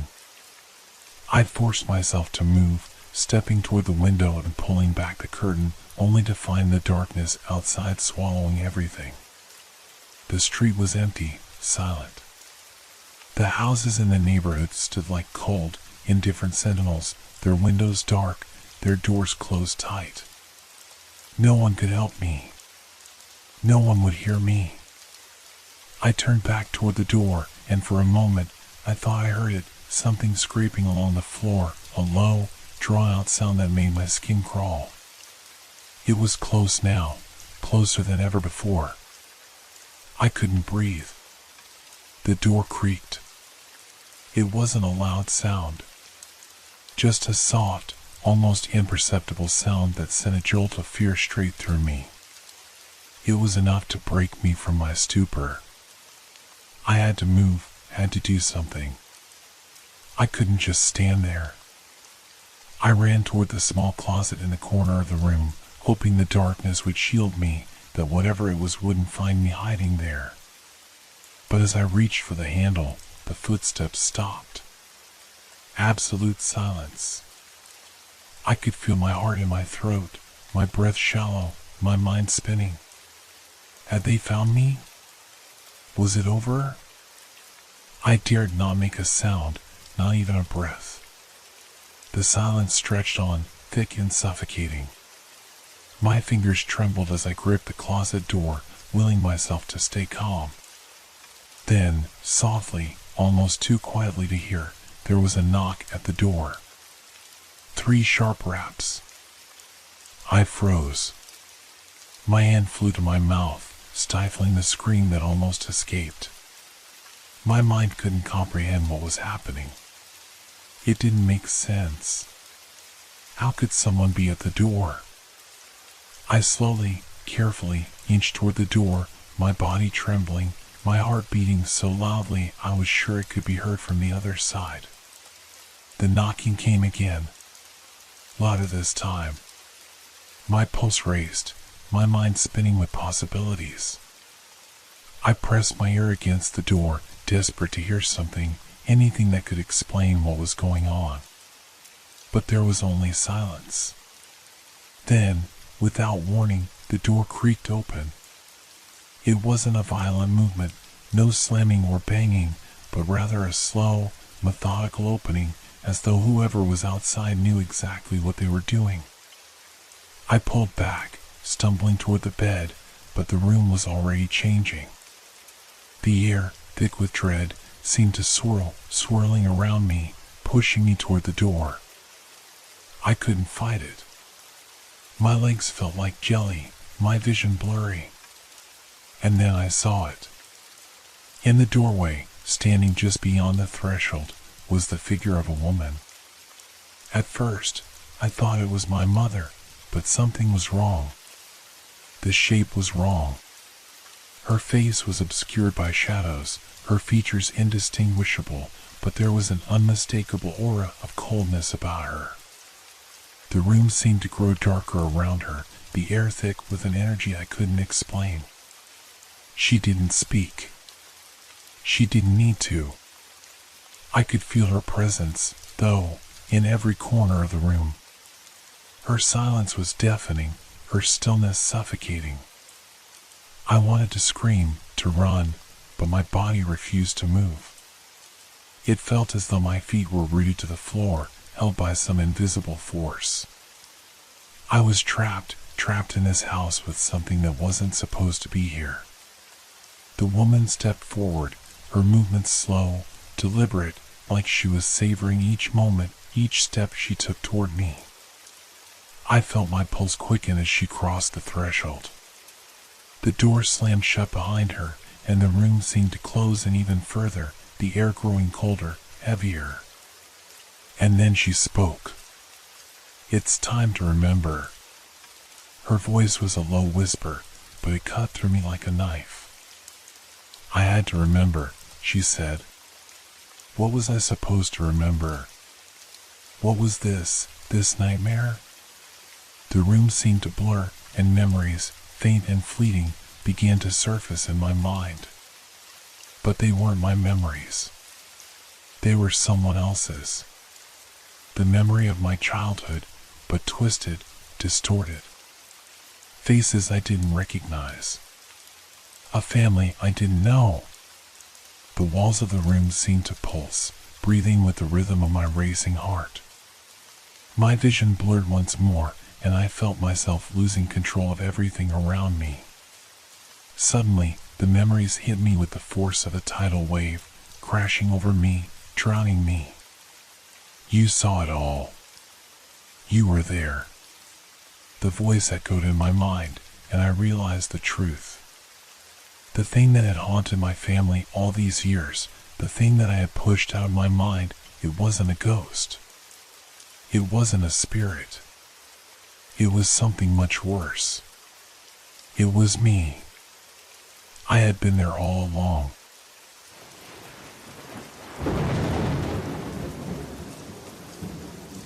Hope your dreams are filled with fear. Good night.